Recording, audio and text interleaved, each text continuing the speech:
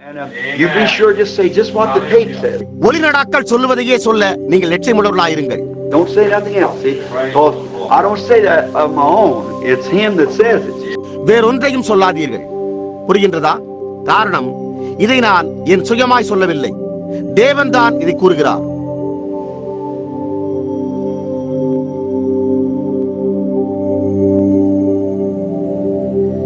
சகோதரன் நெவில், உங்களுக்கு நன்றி.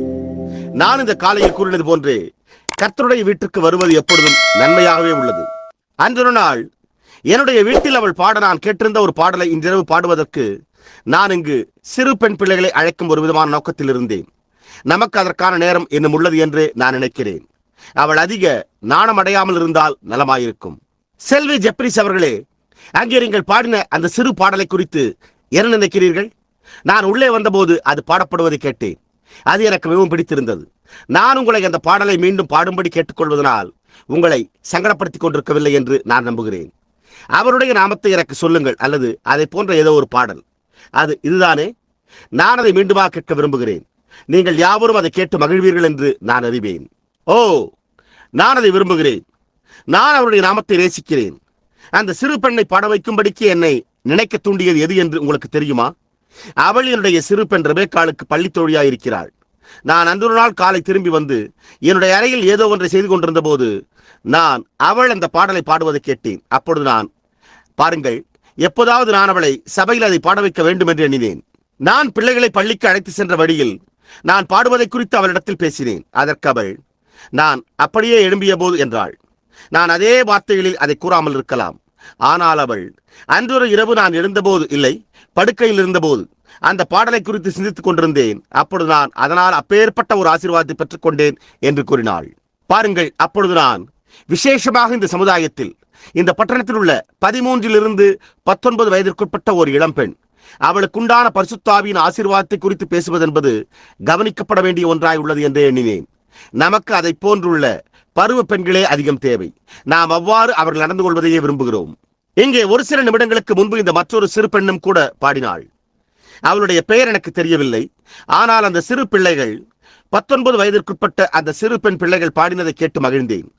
நாம் நடந்து செல்லும் போது உண்டாகிற அடிச்சுவடுகள் மற்றவர்களுக்கு மாதிரியாக உள்ளன என்பதை நீங்கள் அறிவீர்களா? உண்மையாகவே அவைகள் மாதிரிகளாய் இருக்கின்றன.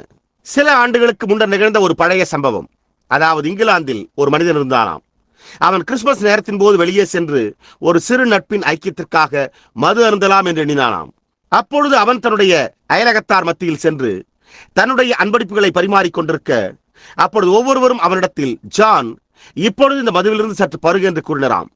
எனவே இங்கே கொஞ்சமும் அங்கே கொஞ்சமும் சிறுக சிறுக குடித்தபடியால் அவன் உண்மையாகவே போதை கொண்டவனானான். அப்பொழுது அவன் வீட்டிற்கு வீதியிலே திரும்பி வந்து கொண்டிருந்த போது சுமார் 6 அங்குல கன அளவு கொண்ட பனிமழை உண்டாயிருந்ததாம். அவனுடைய சிறு பையன் அவனை பின்தொடர்ந்து வந்து கொண்டிருந்தானாம். இவனால் தன்னுடைய மகனை அழைத்து செல்ல முடியவில்லையாம். அவன் அதிகமாய் குடித்து விட்டிருந்தான். எனவே வீட்டுக்கு தன்னுடைய வீதி வழியாக செல்லும் போது அவன் தற்செயலாக திரும்பி தன்னுடைய சிறு பையன் பனிமழையில் புரளுவதை கவனிக்க நேர்ந்ததாம். அப்பொழுது அவன், மகனே, நீ ஏன் பனிமழையில் புரண்டு கொண்டிருக்கிறாய் என்று கேட்டானாம். அதற்கு அவனோ, அப்பா, நான் உங்களுடைய அடிச்சுவடுகளையே பின்தொடர்ந்து வர முயற்சித்துக் கொண்டிருக்கிறேன் என்றானாம். அப்பொழுது அவன் அந்த சிறுவனை தன்னுடைய கரங்களால் தூக்கி எடுத்து, தேவனே, இந்நாள் முதற்கொண்டு நான் ஒருபோதும் மது அருந்தவே மாட்டேன் என்று கூறினானாம். யாரோ ஒருவர் உங்களுடைய அடிச்சுவடுகளை பின்பற்றப் போகிறார்கள். எனவே நாம் தொட்டிலில் இருந்து கல்வாரி வரையிலும் உள்ள அந்த நேர்பாதையில் நடப்போமாக. அதுவே அடிச்சுவடுகளாகும். நாம் அவர்களை அதில் நடக்க செய்வோமாக. இப்பொழுது இன்றிரவு ராபோஜன இரவாய் உள்ளது என்பதை நான் அறிவேன். எனவே நான் வார்த்தையை கொண்டு ஒரு குறுகிய நேரம் மட்டுமே உங்களிடத்தில் பேச வேண்டியவனாய் உள்ளேன். நான் அவரை குறித்து பேச விரும்புகிறேன். ஏனென்றால் அவர் எனக்கு அவ்வளவு மெய்யானவராயிருக்கிறார். நான் கொஞ்சம் காலத்திற்கு முன்னர் பத்திரிகையில் வெளிவரும் ஒரு சிறு கட்டுரையில் இதை வாசித்துக் கொண்டிருந்தேன். நான் மீண்டும் அந்த பெண் பிள்ளைகளை குறித்து சிந்தித்தேன். இது மேற்கு பகுதியில் சம்பவித்திருந்தது. ஒரு புயலார்ந்த இரவில் ஊழையிடுதலின் எதிரொலியும் காற்றும் பலமாக வீசிக்கொண்டிருந்ததாம். அப்பொழுது அங்கே சில ஜனங்கள் ஒரு ஜபக்கூட்டத்தை நடத்தினார்கள். அந்த ஜபக்கூட்டத்தை நடத்தின அந்த பெண்மணியோ மிகவும் கவர்ச்சிகரமான ஒரு அழகான பெண்ணாயிருந்தாளாம். அவளுக்கு இருந்த ஆபத்தை குறித்து அவள் சிந்திக்கவே இல்லையாம். ஆனால் அவள் அந்த சிறு பட்டணத்திற்கு குறுக்கே இருந்த ஒரு விதமான மூலை முடுக்கில் வசித்து வந்தாளாம். ஆனால் வழக்கமாக இரவு நேரத்தில் அந்த வீதிகளில் ஏராளமான ஜனங்கள் இருப்பார்களாம். அந்த ஜபக்கூட்டத்தின் முடிவின் போது கர்த்தருக்கென்று அவர்கள் பாடல்களை பாடிக்கொண்டிருந்த போது அவர்களுடைய இருதயங்கள் மகிழ்ச்சி கொண்டிருந்தனவாம்.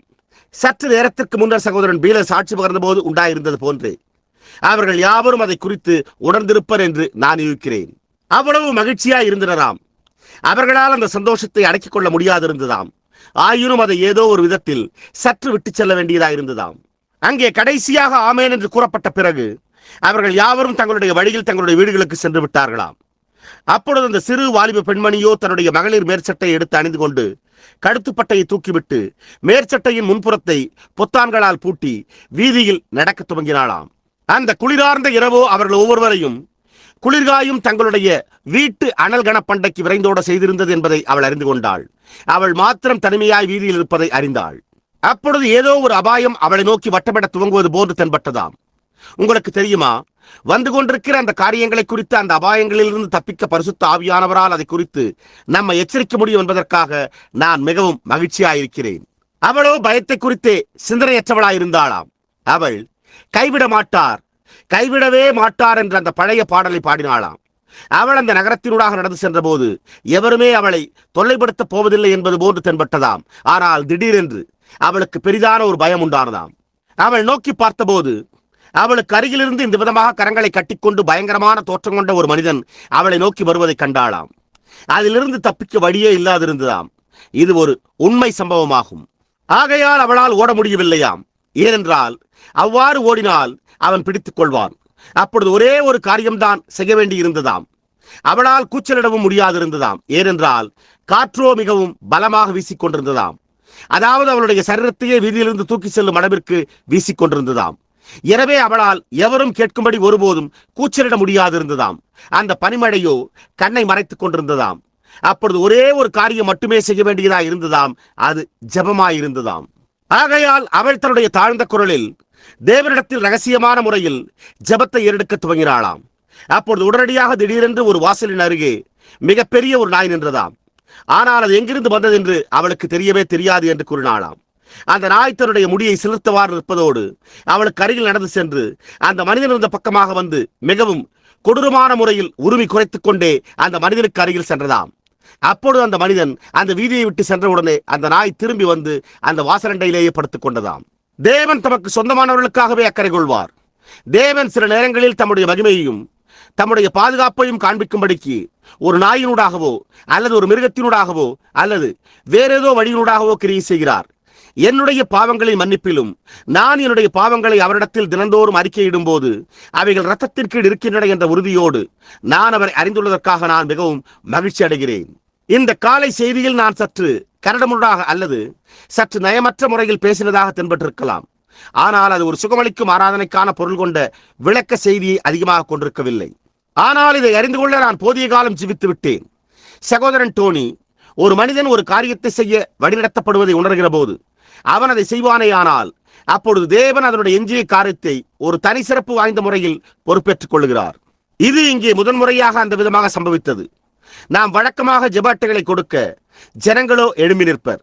ஆனால் பரிசுத்த ஆவியானவர் கட்டிடத்தில் எத்தனை அந்நியர்கள் இருக்கிறார்கள் என்று என்னை கொண்டு கேட்டு கட்டிடம் முழுவதுமே அதை செய்து நிறைவேற்றுவார். அப்பொழுது அவர் அவர்களுடைய வாஞ்சைகளை அவர்களுக்கு வெளிப்படுத்துவார். பின்னர் அவர்களுடைய சுகமளித்தல் போன்றவற்றை அறிவிப்பார். அது பலியை பார்க்கிலும் கீழ்ப்படிதலும் ஆட்டுக்கடாக்களின் நினத்தை பார்க்கிலும் செவி கொடுத்தலும் உத்தமம் என்பதை காண்பிக்கிறது. ஆகையால் இன்றிரவு இங்கே ஒரு சில நிமிடங்கள் பேசுவதற்காக நான் ஒரு சிறு வேத பகுதியை தெரிந்தெடுத்துள்ளேன். நாம் அதை செய்வதற்கு முன்பு ஜெபத்திற்காக நாம் நம்முடைய தலைகளை சற்று நேரம் தாழ்த்துவோமாக. கர்த்தாவே, நீர் என்றைக்கும் தேவனாயிருக்கிறீர். ஜெபம் என்னும் முறையில் நாங்கள் உமக்கு முன்பாக வரும் சிலாகியத்தை பெற்றுள்ளதற்காக நாங்கள் உமக்கு நன்றியையும் துதியையும் செலுத்துகிறோம். முதலாவது, என் நாமத்தினாலே நீங்கள் எதை கேட்டாலும் அதை நான் செய்வேன் என்று எங்களுக்கு வாக்களிக்கப்பட்டுள்ளது என்பதை நாங்கள் அறிந்துள்ளோம். நீர் எங்களுடைய வேண்டுகோளுக்கு பதிலளிப்பீர் என்ற உறுதியை நாங்கள் உடையவர்களாயிருக்கிறோம். ஏற்கனவே ஏராளமானவற்றிற்கு பதிலளிக்கப்பட்டு வருகின்றன. இன்றிரவு நாங்கள் ஆராதனையை முடித்துக் கொண்டு வீட்டிற்கு செல்வோமேயானால் அப்பொழுது நாங்கள் இங்கே இருந்தது நன்மையானதாகவே இருந்தது என்று கூற முடியும் என்பதை நாங்கள் உணர்கிறோம். கூட்டத்தார் பாடின இந்த சீயோனின் கீதங்களை கேட்டீரே. ஜெபத்திலும் தியானத்திலும் கீர்த்தனைகளிலும் ஜனங்கள் தங்களுடைய குரல்களில் கூறினவைகளை கேட்டீரே. வேதமோ உங்களுடைய இருதயங்களில் ஞானப்பாட்டுக்களை பாடி மகிழுங்கள் என்று கூறுகிறது. 13 முதல் 19 வயதிற்குட்பட்ட இந்த சிறு பருவ பெண் பிள்ளைகள் பாடினதையும் கேட்டீரே. நாங்கள் வாழ்ந்து கொண்டிருக்கின்ற இந்த அந்தகார வேளையில் எங்களுடைய சகோதரன் பீலர் அவர்களின் மூலமாக இந்த இரவு தெளிவாக வெளிப்படுத்தி கூறப்பட்டது போல சீயோனின் பாடல்களை அவர்கள் பாட கேட்டோம். சகோதரன் பீலர் எப்படியாய் பாராட்டினார் என்பதையும், நீர் என்ன செய்திருந்தீர் என்பதையும், இப்பொழுது அந்த கரம் இல்லாமல் அவரால் என்ன செய்ய முடியும் என்பதையும் அவர் உணரும்படி எப்படி நீர் அவரை முடமாக்கினீர் என்பதையும் அவர் உம்மிடத்தில் வெளிப்படுத்தி கூறினதையும் கேட்டோம். நாங்கள் உம்முடைய கிருபையினாலும் வல்லமையினாலும் பாதுகாக்கப்படுகின்றோம் என்பதையே அது காண்பிக்கிறது. கர்த்தாவே, இன்றிரவு நாங்கள் யாவரும் கவனமாக செவி கொடுப்போமாக. ஏனென்றால் இது எங்களை சரி செய்யும்படியான பட்டியல் எடுக்க வேண்டிய நேரமாய் உள்ளது என்றும் ஆராய்ந்து சரிபார்க்கும் நேரமாய் உள்ளது என்றுமே நாங்கள் விசுவாசிக்கிறோம். ஏனென்றால் எப்போது சோதித்தெறிந்து வெளியே அனுப்பும் நேரம் இருக்கப் போகிறது என்பதை நாங்கள் அறியோம். அது நாங்கள் நினைப்பதை காட்டிலும் காலதாமதமாயிருக்கலாம். ஆகையால் நாங்கள் எங்களுடைய வழிகளையும் எங்களுடைய சிந்தனைகளையும் இன்றிரவு ஆழ்ந்து ஆராய்ந்து பார்ப்போமாக.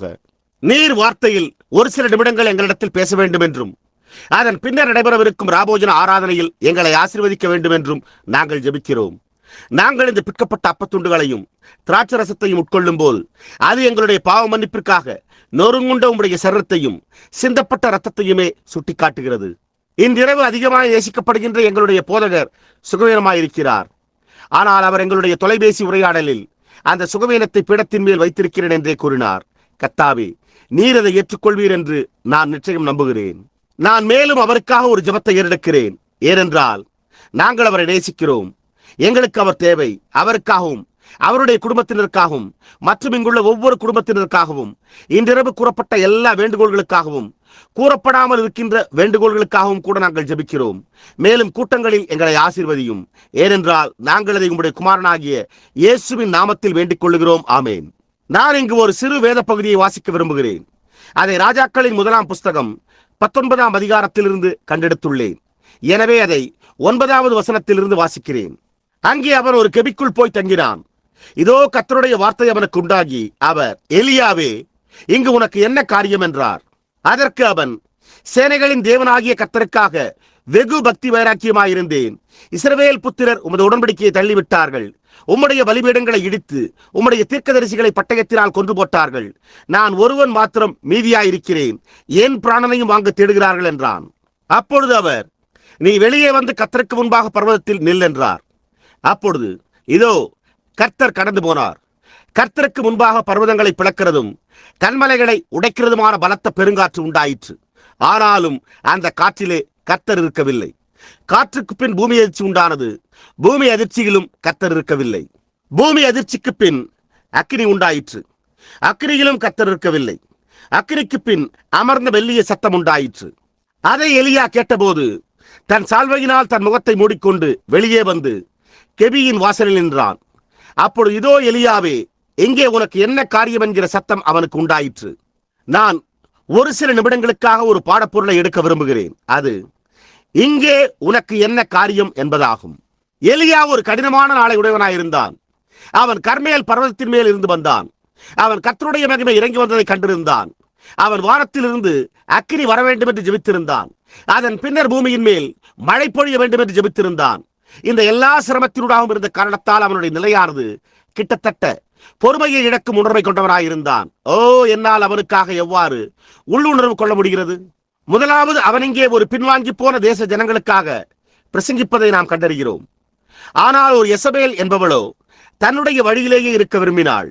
ஜனங்களோ தேவனை மறந்திருந்த நிலைக்கு, அவருடைய எல்லா வாக்குத்தத்தங்களையும் அவருடைய எல்லா கட்டளைகளையும் மறந்திருந்த நிலைக்கு, அவருடைய பிரமாணங்களை காத்து நடவாத நிலைக்கு, அவருக்காக கவலையே படாத ஒரு நிலைக்கு வந்து விட்டிருந்தனர்.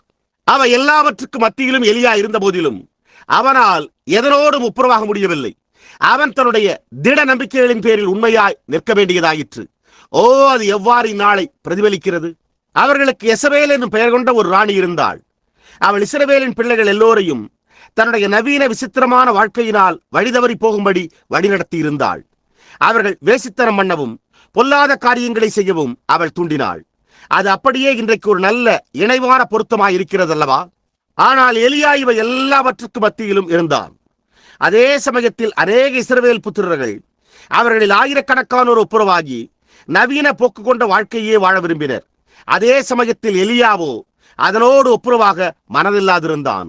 அவன் எசபேலுக்கு அவளுடைய ஸ்தானத்தையும் அவள் எப்படி இருக்க வேண்டும் என்றும் கூறினான். ஓ, அவளோ அந்த தீர்க்கதரிசியை வெறுத்தாள். ஆனால் அவள் சற்றேனும் மாற்றமின்றி வாழ்ந்து கொண்டு அதே சமயத்தில் அவள் தன்னுடைய போதகர் என்று உரிமை கோர மனதில்லாதிருந்த போதிலும் அவன் அவளுடைய போதகராகவே இருந்தான். அநேக சமயங்களில் அவர்கள் அதை கூறும்படி உரிமை கொண்டாடுகிறதில்லை. ஆனால் ஒரு சமுதாயத்திற்கு தேவனால் அனுப்பப்பட்டிருக்கிற ஒரு மனிதன் முழு சமுதாயத்திற்குமே ஒரு போதகராக இருக்கிறான். அவன் ஒரு பாப்டிஸ்டாய் இருந்தாலும், பிரஸ்பிட்டேரியனாய் இருந்தாலும், அல்லது அவன் யாராய் இருந்தாலும் அவனுக்கு இவனே போதகனாவான். தேவன் தன்னுடைய மனிதனை அபிஷேகிக்கிறார், எனவே அவன் ஒப்புரவாக மாட்டான். ஆனால் ஜனங்களோ சில நேரங்களில் அவனை வெறுக்கிறார்கள். ஏனென்றால் அவன் சத்தியத்திற்காக நிற்கிறான். ஆனால் அதே சமயத்தில் அவன் அந்த வேலைக்கான தேவனுடைய போதகனாயிருக்கிறான். அவள் அவனை வெறுத்தாள். அவள் அவனை கொல்லக்கூடிய எந்த காரியத்தையும் செய்ய மனதுள்ளவராயிருந்தாள். ஆனால் அதே சமயத்தில் அவன் தேவனுடைய அடிப்படை தத்துவங்களுக்கும் தேவனுடைய நியமங்களுக்கும் உண்மையாயிருந்தான். அவளுடைய நவநாகரிக குழுக்களும் சமுதாய நடவடிக்கைகளும் அவளுடைய முகத்தின் வண்ணம் பூசுதலும் உடுத்தியிருந்த அவளுடைய ஆடைகளும் அந்த தேசத்தை மாசுபடுத்தியிருந்தது. ஆனால் வயோதிக எலியாவோ எளிதாய் விட்டுக் கொடாதவனாயிருந்தான். அவள் என்ன நிலைமையில் இருந்து கொண்டிருந்தாள் என்பதை அவன் அவளுக்கு கூறினான். தேவனே, பாவத்தோடு ஒப்புரவாகாத எலியாக்களை இன்னும் அதிகமாக எங்களுக்கு அனுப்பும். அது எவ்வளவு மோசமாக திங்கடைத்தாலும் அதை பொருட்படுத்தாமல் சத்தியத்தை பிரசங்கிக்கும் யாராவது எங்களுக்கு அனுப்பும். உலகத்தின் காரியங்களோடு ஒப்புரவாகாத ஊழியக்காரர்களை தேவன் இன்னமும் ஒவ்வொரு சமுதாயத்திலும் உடையவராயிருக்கிறார். எலியா நவீன போக்கு கொண்ட காரியங்களை விரும்பவில்லை. ஆகையால் அவன் தேவனுக்கு உண்மையாய் நின்றான். அப்பொழுது பல பரீட்சை உண்டானது. பல பரீட்சையானது மீண்டும் வந்துள்ளது. எலியா கர்மேல் பர்வதத்தின் மேல் இருந்தான். அற்புதங்களின் நாட்கள் எல்லாம் கடந்து போய்விட்டன. அற்புதங்கள் என்பவைகளை போன்ற எந்த காரியமும் இருக்கவே முடியாது என்று அவர்கள் எண்ணி இருந்த போது அதில் விசுவாசம் கொண்டிருந்த ஒரு மனிதன் அங்கே இருந்தான். அப்பொழுது அவன், உங்களுடைய எல்லா தீர்க்கதரிசிகளையும் இங்கே மேலே அழைத்து வாருங்கள், அவர்களை இங்கே பர்வதத்தின் மேல் அழைத்து வாருங்கள். அப்போது தேவன் யார் என்பதை பார்க்கும்படி நாம் நிரூபிப்போம் என்றான். நான் அந்த வேத வாக்கியத்தை விரும்புகிறேன். இன்றைக்கு எப்போதாவது ஒரு நேரத்தில் ஒரு இடத்தில் அந்த உண்மையான தேவனுடைய வல்லமை வெளிப்படுத்தப்பட வேண்டியதாக இருந்தால் நலமாயிருக்கும். தேவன் என்னவாய் இருக்கிறார் என்பதை நாம் நிரூபிப்போம். கல்வியே விடுதலைக்கான வழியாய் இருக்குமானால் அப்பொழுது ஏன் அது செயல்படுகிறதில்லை? சமுதாய புகழ்ச்சிகள் போன்றவை வழியாய் இருக்குமானால் அப்பொழுது ஏன் அது செயல்படுகிறதில்லை? நம்முடைய நண்பர்களாய் இருக்கும் மற்ற தேசங்களுக்கு கடன் வழங்குவோமேயானால் அவர்கள் காரியம் முடிந்தவுடனே நமக்கு எதிரே அவர்களுடைய குதிங்காலை தூக்குகிறார்கள். நீங்கள் பணத்தினால் நட்பை வாங்க முடியாது. நட்பு ஒரு தேவனுடைய வரமாயிருக்கிறது. மகத்தான சபைகளும் மகத்தான போதகர்களுமே அதற்கான வழியாய் இருப்பார்களே. ஆனால் நாம் ஏன் இன்னும் நம்முடைய சமுதாயங்களில் தேவனை அதிகமாய் அறியாதவர்களாக இருக்கிறோம்? அப்படியானால் நாம் ஏன் இன்னும் தொடர்ந்து பின்தங்கிய நிலையிலேயே இருக்கிறோம்? கல்வி திட்டமும் நன்கு பயிற்சி அளிக்கப்பட்ட பிரசங்க பீடமும் நன்கு பயிற்றுவிக்கப்பட்ட பாடக்குழுவும் அதற்கான வழியாய் இருக்குமானால் அப்பொழுது நாம் ஏன் எல்லா நேரத்திலும் தொடர்ந்து தேவனை விட்டு தூரமாய் விலகிச் செல்லுகிறோம்? அப்படியானால் அது கிரியை செய்யவில்லையே. விஞ்ஞானம் என்ன செய்துள்ளது? விஞ்ஞானம், நீங்கள் நேரம் வரும் அப்பொழுது விஞ்ஞானத்தால் இதை செய்ய முடியும், அதை செய்ய முடியும் என்று கூறலாம். அவர்கள் என்ன செய்துள்ளனர்? அவர்கள் முழு உலகத்தையும் அழித்துக் கொண்டிருக்கிறார்கள் என்ற ஒரு இலக்கியை நம்மை கொண்டு வந்திருக்கின்றனர். அவர்கள் என்ன செய்து கொண்டிருக்கிறார்கள்? அவர்கள் உலகை மேம்பட்டதாக்குவதற்கு பதிலாக பாழாக்கிக் கொண்டிருக்கிறார்கள். அண்மையில் ஐக்கிய நாடுகளின் இளைஞர் பிரிவுகளுக்கான அரசியல் துறையரங்க துப்பறியும் காவல்துறை இலாக்காவின் தலைவரான ஆல்ஸ்பெரார் என்னை அவருடைய அலுவலகத்திற்கு அழைத்திருந்தார். நான் அவரை கிறிஸ்துவனண்டை வழிநடத்தி இருந்த பிறகு ஒரு நாள் நாங்கள் அங்கே துப்பாக்கி சுடும் பயிற்சியை பழகும் அரங்கத்தில் இருந்தோம். அப்பொழுது அவர், சகோதரன் பிரணாம் அவர்களே, நான் ஒரு பாப்டிஸ்ட், நீங்களும் ஒரு பாப்டிஸ்டாக இருந்தீர்கள் என்று நான் கேள்விப்பட்டேன் என்றார். அதற்கு நானோ ஆமையா என்றேன். அப்பொழுது அவர், ஆனால் நீர் பேசிக்கொண்டிருக்கிற பரிசுத்த ஆவியை நான் இன்னும் பெற்றுக்கொள்ளவில்லை என்றார். மேலும் அவர், அது எனக்காகவும் இருக்கும் என்று நீர் நினைக்கிறீரா என்று கேட்டார். அப்பொழுது நான் ஆமையா என்றேன். அதற்கு அவர், ஏதாவது ஒரு அருமையான உணவக விடுதியில் ஒரு அருமையான அறையை ஏற்பாடு செய்கிறேன், அதன் பின்னர் நீங்களும் நானும் அங்கு செல்வோம்.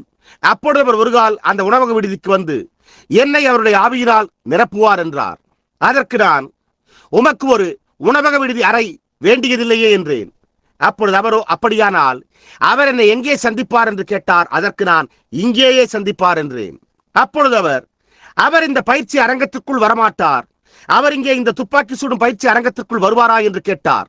அதற்கு நான், அவர் ஒருவருக்காக ஒரு மீனின் வயிற்றுக்குள் சென்றார், மற்றொருவருக்காக அவர் எரிகிற அக்கினி சூளைக்குள்ளாக சென்றார். எனவே நீர் அவரை சந்திக்கும் எந்த இடத்திலும் அவர் உங்களை சந்திப்பார் என்றேன்.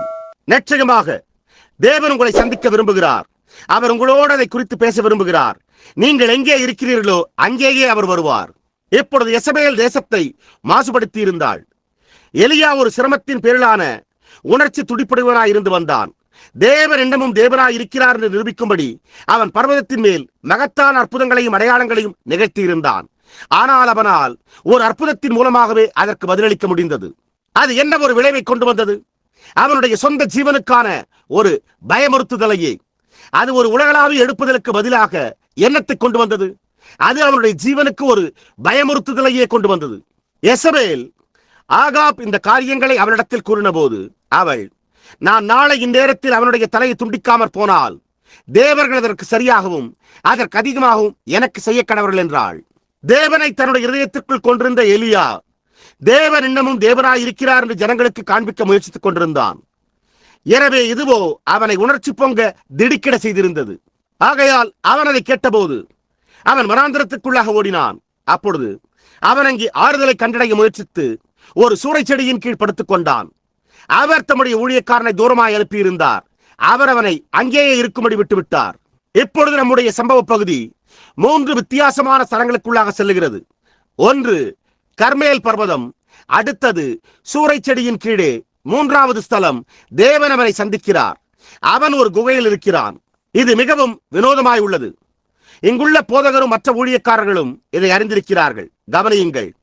உங்களுடைய கர்மேல் பர்வதங்களுக்கு பிறகு நீங்கள் ஒரு சூறை செடியின் கீழே இருக்க போகிறீர்கள்.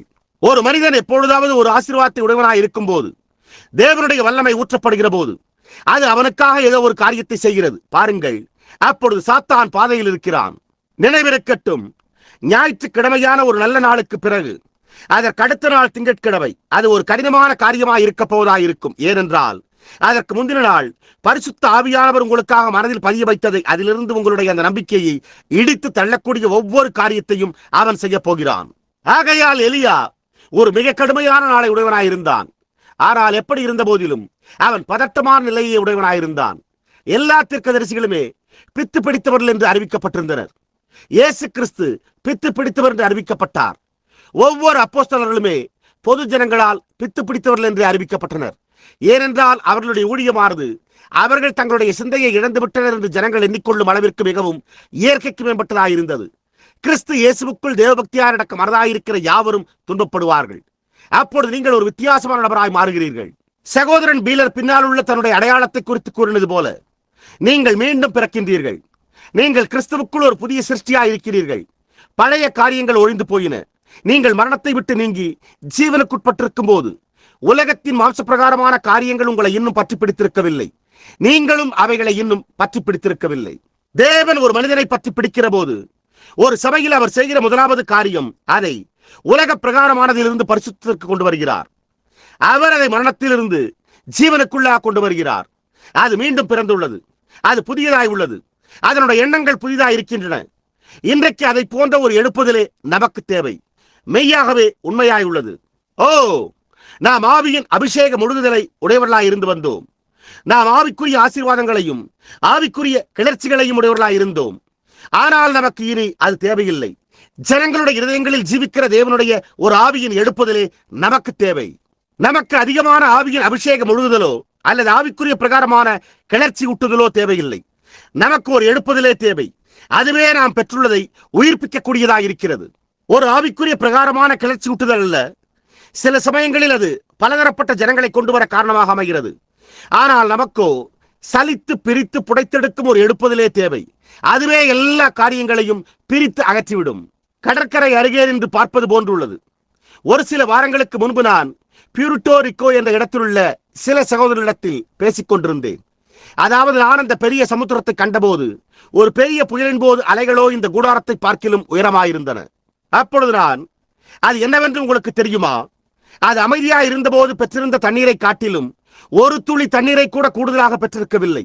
ஆனால் அந்த கொந்தளிப்பையும் குதித்தலையும் செய்கிறது எது? அது எதை பொருட்படுத்துகிறது? அது அதில் உள்ள எல்லா குப்பைகளையும் கரையின் மேல் எரிகிறது என்றேன். அதுதான் சபைக்கு தேவைப்படுகிறது. அதாவது, சபையினுடைய விசுவாசிகளின் இருதயத்தில் தன்னடக்கத்தையும் தேவனுடைய பரிசுத்தத்தையும் தூய்மையையும் திரும்ப கொண்டு வந்து உலகத்தின் காரியங்களையும் உலக பிரகாரமான எல்லாவற்றையும் அதிலிருந்து அசைக்கும் ஒரு எடுப்பதிலே தேவையாயிருக்கிறது. ஏன்? புருஷர்கள் தங்களை தாங்களே தகுதிப்படுத்திக் கொள்கிறார்கள்.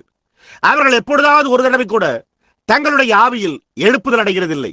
எனவே அவர்கள் போலியாக தங்களுக்கு தாங்களே பட்டப்பெயரை சூடிக்கொண்டு வெற்றாச்சார முறையை உடையவர்களாய் ஒழுக்க வீராப்பு கொண்டவர்களாகும் அளவிற்கு அவர்கள் மிகவும் மாம்ச பிரகாரமாகவும் மிகவும் கவலையற்றவர்களாகவும் மாறுகின்றனர். அவர்கள் படிக்கிறார்கள், ஆராய்கிறார்கள், அது நல்லதுதான். ஆனால் நாம் பேசிக் கொண்டிருப்பது அதை குறித்ததல்லவே. நீங்கள் வார்த்தையை குறித்து அதிகமாக அறிந்திருக்கிறீர்கள். வார்த்தையை அறிந்து கொள்வது நல்லதுதான். ஆனாலும் வார்த்தையின் ஆக்கியோரை அறிந்திருப்பதே மேலானதாகும். புரிகின்றதா? நீங்கள் விட்டுவிடுகிற அந்த சிறிய ஏதோ ஒரு காரியமே, நீங்கள் என்னவா இருக்கிறீர்கள் என்பதை உங்களுடைய இதயத்தில் உருவாக்குகிற ஏதோ ஒரு காரியமே, அதுவே முக்கியமான காரியமாகும். நான் உங்களுக்கு சொல்லுகிறேன், எலிசா தன்னுடைய பதற்றத்தின் படபடப்பில் இருந்தான். நான் எப்பொழுதும் அவருக்காக வருத்தப்பட்டுள்ளேன். அவனுடைய பதற்ற நிலையில் ஏறக்குறைய மடிந்து போகும் நிலையில் இருந்தான். எசபேலிடமிருந்து வந்த அந்த பெரிய இடி போன்ற செய்தியானது மடிந்து போகும் அளவிற்கு தாக்கியிருந்தது. ஆகையால் அவன் ஓடி வனாந்தரத்துக்குள்ளாக சென்று அந்த சூரச்செடியின் கீழ் படுத்துக் கொண்டான். ஓ, அது சூறைச்செடியின் அனுபவமாயிற்று. நம்மில் அநேகர் நம்மை சூறைச்செடியின் கீழ் கண்டறிகிறோம். நான் அங்கே என்னை கண்டறிகிறேன். அநேக சமயங்களில் நீங்கள் என்ன செய்ய வேண்டும் என்று தெரியாத ஒரு இடத்திற்கு வருகிறீர்கள். நீங்கள் குழப்பமடைந்துள்ளீர்கள். வெளிப்படையாக கூறினால், இப்போது நான் சரியாக அதன் கீழ் இருந்து, ஓ தேவனே, நான் என்ன செய்ய நீ சித்தமாய் இருக்கிறீர் என்று கூறி யோசித்துக் கொண்டிருக்கிறேன். எலியாவை போல சூறைச்செடியின் கீழ் இருக்கிற ஜனங்களை நீங்கள் அறிவீர்கள். அவர்கள் உறங்க விரும்புகின்றனர். நான் உலகில் உள்ள எவரை பார்க்கிலும் அதிகம் களைப்புற்றிருக்கிற ஜனங்களுக்கே பிரசங்கிக்கிறேன். ஜனங்கள் மிகவும் களைப்படைந்துள்ளனர். அவர்கள் எங்கும் உள்ள பைத்தியக்கார விடுதிகளையும் மருத்துவமனைகளையும் நிரப்பிக் கொண்டிருக்கும் அளவிற்கு அவ்வளவு மனசம்பந்தமான சிரமம் அடைந்துள்ளனர். அவர்கள் எதை விசுவாசிப்பது என்றும் அவர்களுக்கு என்ன தேவை என்றும் அறியாத அளவிற்கு அவர்கள் அப்படிப்பட்ட ஒரு மனத்தளர்வுற்ற பதற்ற நிலைக்குள்ளாக சென்று விட்டனர். அவர்கள் அங்கேயே படுத்து கிடக்கிறார்கள். அவர்களுக்கு என்ன செய்வதென்றே தெரியவில்லை. ஓ, அது அப்பேற்பட்ட ஒரு சோக காட்சியாய் உள்ளது. என் சகோதரனே, இங்கே கவனி. அதை போக்க உன்னால் மது அருந்த முடியாது. அதை போக்க உன்னால் சத்தமிட முடியாது. அதனை மட்டுப்படுத்தும் அளவிற்கு உன்னால் ஒருபோதும் சீட்டு விளையாட முடியாது. நீ அதை உறக்கத்தில் போக்க முயற்சித்து 1000 தூக்க மாத்திரைகளை உட்கொள்ளலாம். ஆனாலும் உன்னால் அதை செய்ய முடியாது. நம்முடைய எல்லா சிறு பரிகாரங்களுமே நோயின் அறிகுறிகளை கட்டுப்படுத்த மட்டுமே உதவுகின்றன. ஆனால் நாம் அந்த நோய்க்கான சுகத்தை பெற்றுக்கொள்ள வேண்டும். நாம் அதை பெற்றுக்கொள்ள வேண்டுமானால் உலகத்தில் உள்ள எல்லா மனநோய் வைத்தியர்களாலும் கூட அதனை குணப்படுத்த முடியாது. அது நோய்க்கான அறிகுறிகளை கட்டுப்படுத்த மட்டுமே உதவுகிறது. சுகமோ இயேசு கிறிஸ்துவின் இரத்தத்தில் உள்ளது. கடற்கரையில் ஓய்வெடுப்பதினால் அல்ல, கீதத்தை கேட்க செல்வதனால் அல்ல, கீதங்களை பாடும் ஒரு பாடற்குழுவினால் அல்ல. அதைத்தான் நாம் இன்றைக்கு செய்ய முயற்சிக்கிறோம். அதனை பாடி போக்கிட முயற்சிக்கிறோம்.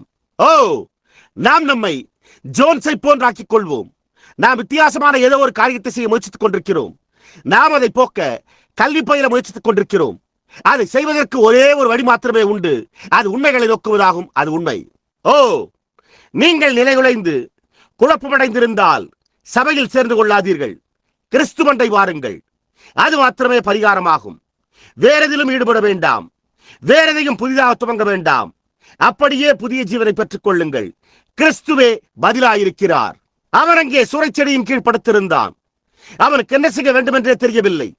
அவனுடைய பதற்ற நிலை நிலைகுலைக்கப்பட்டிருந்தது. அவன் நடுங்கிக் கொண்டிருந்தான். அவன் அழுது கொண்டிருந்தான் என்பதில் சந்தேகமில்லை. எனவே அவன் ஒரு பயங்கரமான நிலையில் இருந்தான்.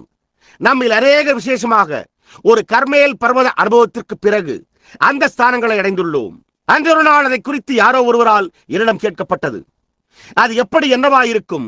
என்ன செய்யப்பட முடியும்? அந்த நேரத்தில் நமக்காக என்ன செய்யப்பட முடியும்? செய்ய வேண்டிய ஒரே ஒரு காரியம்தான் உண்டு.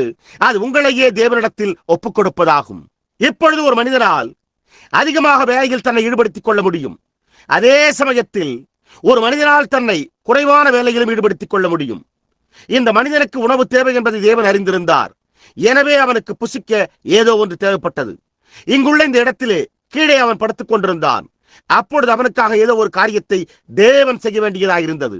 சூறைச்செடியின் கீழ் வருகிற ஒவ்வொரு மனிதனுக்காகவும் தேவன் ஏதோ ஒரு காரியத்தை செய்ய வேண்டியவராயிருக்கிறார். இல்லை என்றால் அவன் சின்ன பின்னமாகி விடுவான்.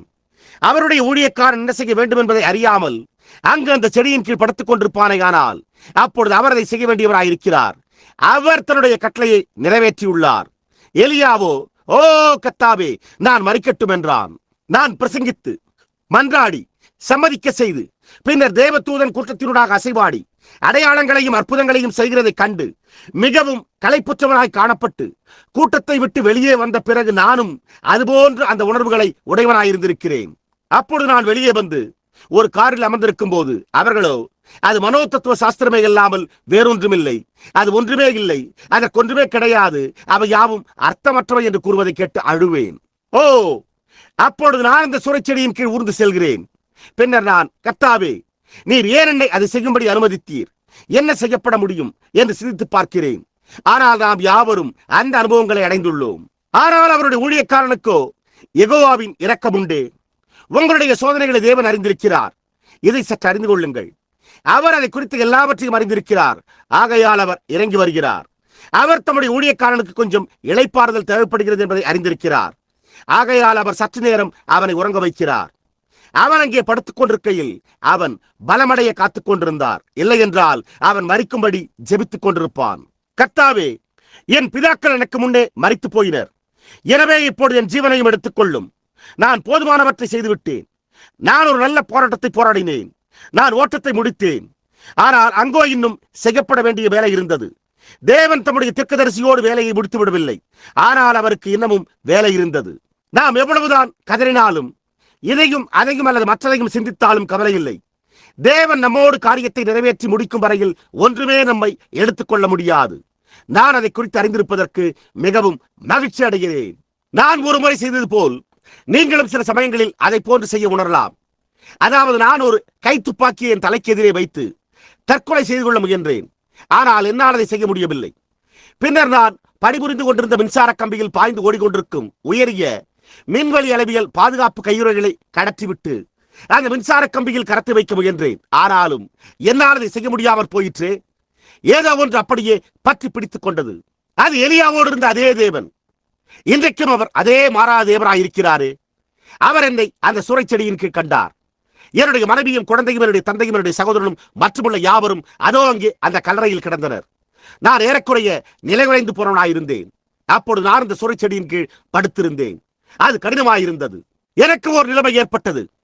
நான் என்னையே மறந்து அவ்வளவாய் உணர்விழந்தவனாயிருந்தேன். நான் ஒரு துப்பாக்கி எடுத்து சுட்டுக்கொண்டு என்னுடைய மூளையை சிதற பண்ண முயற்சித்தேன்.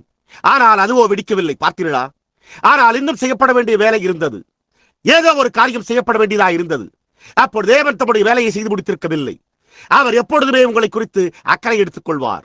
பரிதாபமான, சோர்வுற்ற, களைத்து போன ஊழியக்காரன் ஆயிற்று. அவர் அவனை கண்டார்.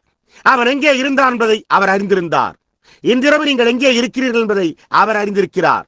நீங்கள் ஒரு சூழச்செடியின் கீழ் இருக்கலாம். ஒரு கால எல்லா காரியமும் போய்விட்டிருக்கலாம்.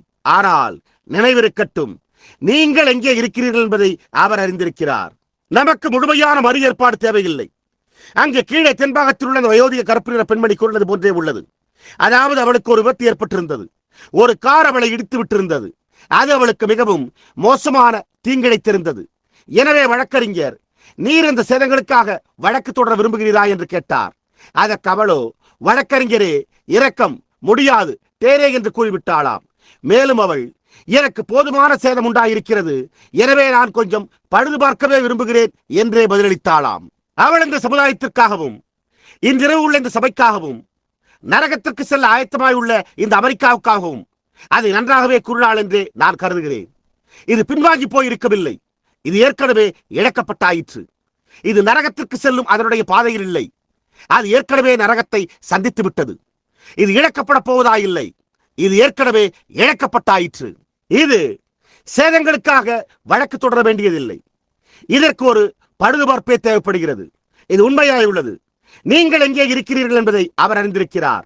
நீங்கள் எங்கே படுத்துக் கொண்டிருக்கிறீர்கள் என்பதை அவர் அறிந்திருக்கிறார். அவர் ஒரு தூதனை அனுப்பினார். அந்த தூதன் அவரை தொட்டான். அவன் உறங்க சென்றான். அவன் விழித்தெழுந்த போதோ அங்கே சில கோதுமை அடைகள் இல்லை, ஏதோ ஒரு விதமான அடைகள், தழலில் சுடப்பட்ட அடைகள் அவனுக்கு அருகில் வைக்கப்பட்டிருந்தன. அப்பொழுது அவர், எலியாவே, எழுந்து புசி என்றார். அங்கே அவருடைய ஊழியக்காரனுக்கு தேவனுடைய கிருபை இருந்தது. பாருங்கள், அவர் அவனை இளைப்பாற பண்ணி கொண்டிருந்தார். இயேசு வனாந்திரமான ஒரு இடத்தில் தனித்தே சற்றே இளைப்பாறும்படி போவோம் வாருங்கள் என்றார் என்பதை நீங்கள் அறிவீர்கள். நீங்கள் ஓய்வெடுக்க வேண்டியதில்லை என்று இந்த நபர்களில் சிலர் நினைக்கிறார்கள். அப்படியானால் அவர்கள் ஏறத்தாழ சீக்கிரத்தில் களைப்படைந்து விடுவார்கள் என்பதை நாம் கண்டறிகிறோம். அவர்கள் ஓய்வெடுக்கவில்லை என்றால் அப்பொழுது அவர்கள் தங்களை எங்காவது பாழாக்கிக் கொள்வதை கண்டறிகின்றனர். இன்றிரவு நம்முடைய சகோதரன் பில்லிகிரகாமும் அந்நிலையில்தான் உள்ளார் என்று நான் கருதுகிறேன். அவர் வரம்பு மீறி செயலாற்றி காரியத்தை கெடுக்கவே முயற்சிக்கிறார். இந்த மானிட சரீரங்கள் பலமுள்ளவைகள்தான், ஆனாலும் அவைகளுக்கு இளைப்பாறுதல் தேவையே. ஆகையால் நீங்கள் எங்காவது சென்று சற்று இளைப்பாற முடியும். ஆனால் அப்பொழுது அவர்களோ உங்களை, அவர் ஒரு பிரசங்கியா இருந்தார் என்று எண்ணினேன், அவரை பாருங்கள், அதோ அவர் கரையிலே மீன்பிடித்துக் கொண்டிருக்கிறார் என்று விமர்சனம் செய்வார்கள், அல்லது அதை போன்ற ஏதோ ஒரு காரியமாயிருக்கும். ஆனால் காரியம் அதுவல்ல. யெகோவா தமக்கு சொந்தமானவர்களை குறித்து அக்கறை எடுத்துக் கொள்வார். அவன் அங்கே அந்த செடியின் கீழே படுத்துக் கொண்டிருந்த போது சோர்வுற்று போய் நிலைகுலைந்திருந்தான். எனவே தேவன் அவனுடைய பதற்ற நிலையை சாந்தப்படுத்திக் கொண்டிருந்தார். அவர் அவனை போஷித்தார். பின்னர் அவர் அவனை மீண்டும் எழுப்பி அவனை மீண்டும் போஷித்தார். அதன் பின்பு மீண்டும் உறங்க வைத்தார். உங்களுக்கு தெரியுமா, அந்த அடைகளில் என்ன இருந்தது என்று நான் அவ்வப்போது வியந்திருக்கிறேன். அவர் அந்த அடைகளில் எந்த விதமான ஊட்டச்சத்தை வைத்திருந்தார். எப்படியா இருந்தாலும், அங்கே அதில் என்ன இருந்திருந்தாலும், அது 40 பகல் மற்றும் 40 இரவு வரை அவனை புசிக்காமல் நீடித்திருக்க செய்ததே. அவன் அந்த அடைகளில் இருந்து உண்டாயிருந்த பலத்தினால் தான் சென்றான். இன்றிரவு அவைகளில் சில எனக்கு தேவை என்று தேவன் அறிந்திருக்கிறார். இந்த சபைக்கும் அவைகளில் சில தேவைப்படுகிறது என்று நான் நிச்சயம் நம்புகிறேன். உலகத்திலிருந்து தூரமாய் பிரிந்து பாருங்கள். நாம் சற்று இளைப்பாறுவோம். நாம் அதை குறித்து சற்று நேரம் பேசுவோமாக. உங்களுக்கு இளைப்பாற நேரமில்லை என்று நீங்கள் கூறலாம். ஜான் வெஸ்லி அதை ஒருமுறை கூறினார். அப்பொழுது அவர், நான் ஓய்வெடுக்க பயப்படுகிறேன், இளைப்பாற எனக்கு நேரமே இல்லை என்றார். நீங்கள் இந்த இளைப்பாறுதல்களை பெற்றுக் கொள்ளவில்லை என்றால் அப்பொழுது நீங்கள் நிலைகுலைந்து காணப்படுவதை கண்டறிவீர்கள். அதன் பின்னர் அவன் 40 நாட்கள் இரவும் பகலும் நடந்து சென்றான் என்றும், தேவன் அவனை நிற்க வைக்கும்படிக்கு ஒரு இடத்தை கண்டுபிடித்து இல்லை, ஒரு குகைக்குள்ளாக எடுத்துக்கொண்டார் என்பதையும் நாம் கண்டறிகிறோம். தேவன் அவனுடைய கவனத்தை கவர விரும்பினார். ஆகையால் அங்கே ஒரு பலத்த காற்று உண்டாகி கடந்து போனது. அது பர்வதத்தை பிளந்தது. அது கண்மலைகளை அசைக்கத்தக்கதாய் அவ்வளவு வல்லமை உள்ளதாய் இருந்தது. ஆனால் தேவன் அந்த பலத்த காற்றில் இருக்கவில்லை. அது முன்னதாக செல்லும்படி தேவன் செய்தார். அதன் பின்னர் மீண்டும் பூமியை அசைத்த ஒரு பெரிய பூமி எதிர்ச்சி உண்டானது. ஆனால் இன்னமும் தேவன் அந்த பூமி எதிர்ச்சியிலும் இருக்கவில்லை. அதற்கு பின் அக்கினி உண்டானது. ஆனால் தேவன் அக்கினியிலும் இருக்கவில்லை. அதன் பின்னர் அங்கே ஒரு அமர்ந்த மெல்லிய சத்தம் உண்டாயிற்று. தேவன் அந்த சத்தத்தில் இருந்தார். சகோதரனே, சகோதரியே, நான் ஒரு குகையிலே போதிய காலம் இருந்து வந்துள்ளேன். நீங்களும் கூட சுற்றிலும் சம்பவித்த ஏராளமான பூமி எதிர்ச்சிகளின் அசைவுகளையும், ஏராளமான இரைச்சல்களையும், பகட்டார வாரங்களையும், குழப்ப நிலைகளையும், அது போன்ற காரியங்களையும், பெரிய கூட்டங்களையும் அறிந்திருக்கிறீர்கள். ஆனால் தேவன் எங்கே இருக்கிறார்? அதிலெல்லாம் அவர் இருந்து வருகிறாரா? அந்த காரணத்தினால்தான் நான் இந்த காலையில் என்ன செய்தேன் என்பதை நான் கூறினேன்.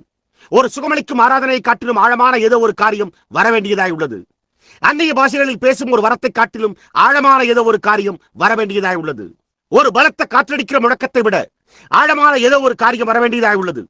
பலத்த காற்று புறப்பட்டு சென்றது. ஆனால் தேவன் அதில் இருக்கவில்லை. நாம் தேசம் முழுவதிலும் பலத்த காற்றடிக்கிற முழக்கங்களையும், உணர்ச்சி வசப்படுதல்களையும், முகத்தில் மற்றும் கரங்களில் ரத்தம் அடிதல், இன்னும் எல்லா விதமான அடையாளங்களையும் உடையவர்களாக இருந்து வந்துள்ளோம். ஆனால் தேவன் எங்கே இருக்கிறார்? எலிசா காத்திருந்தான்.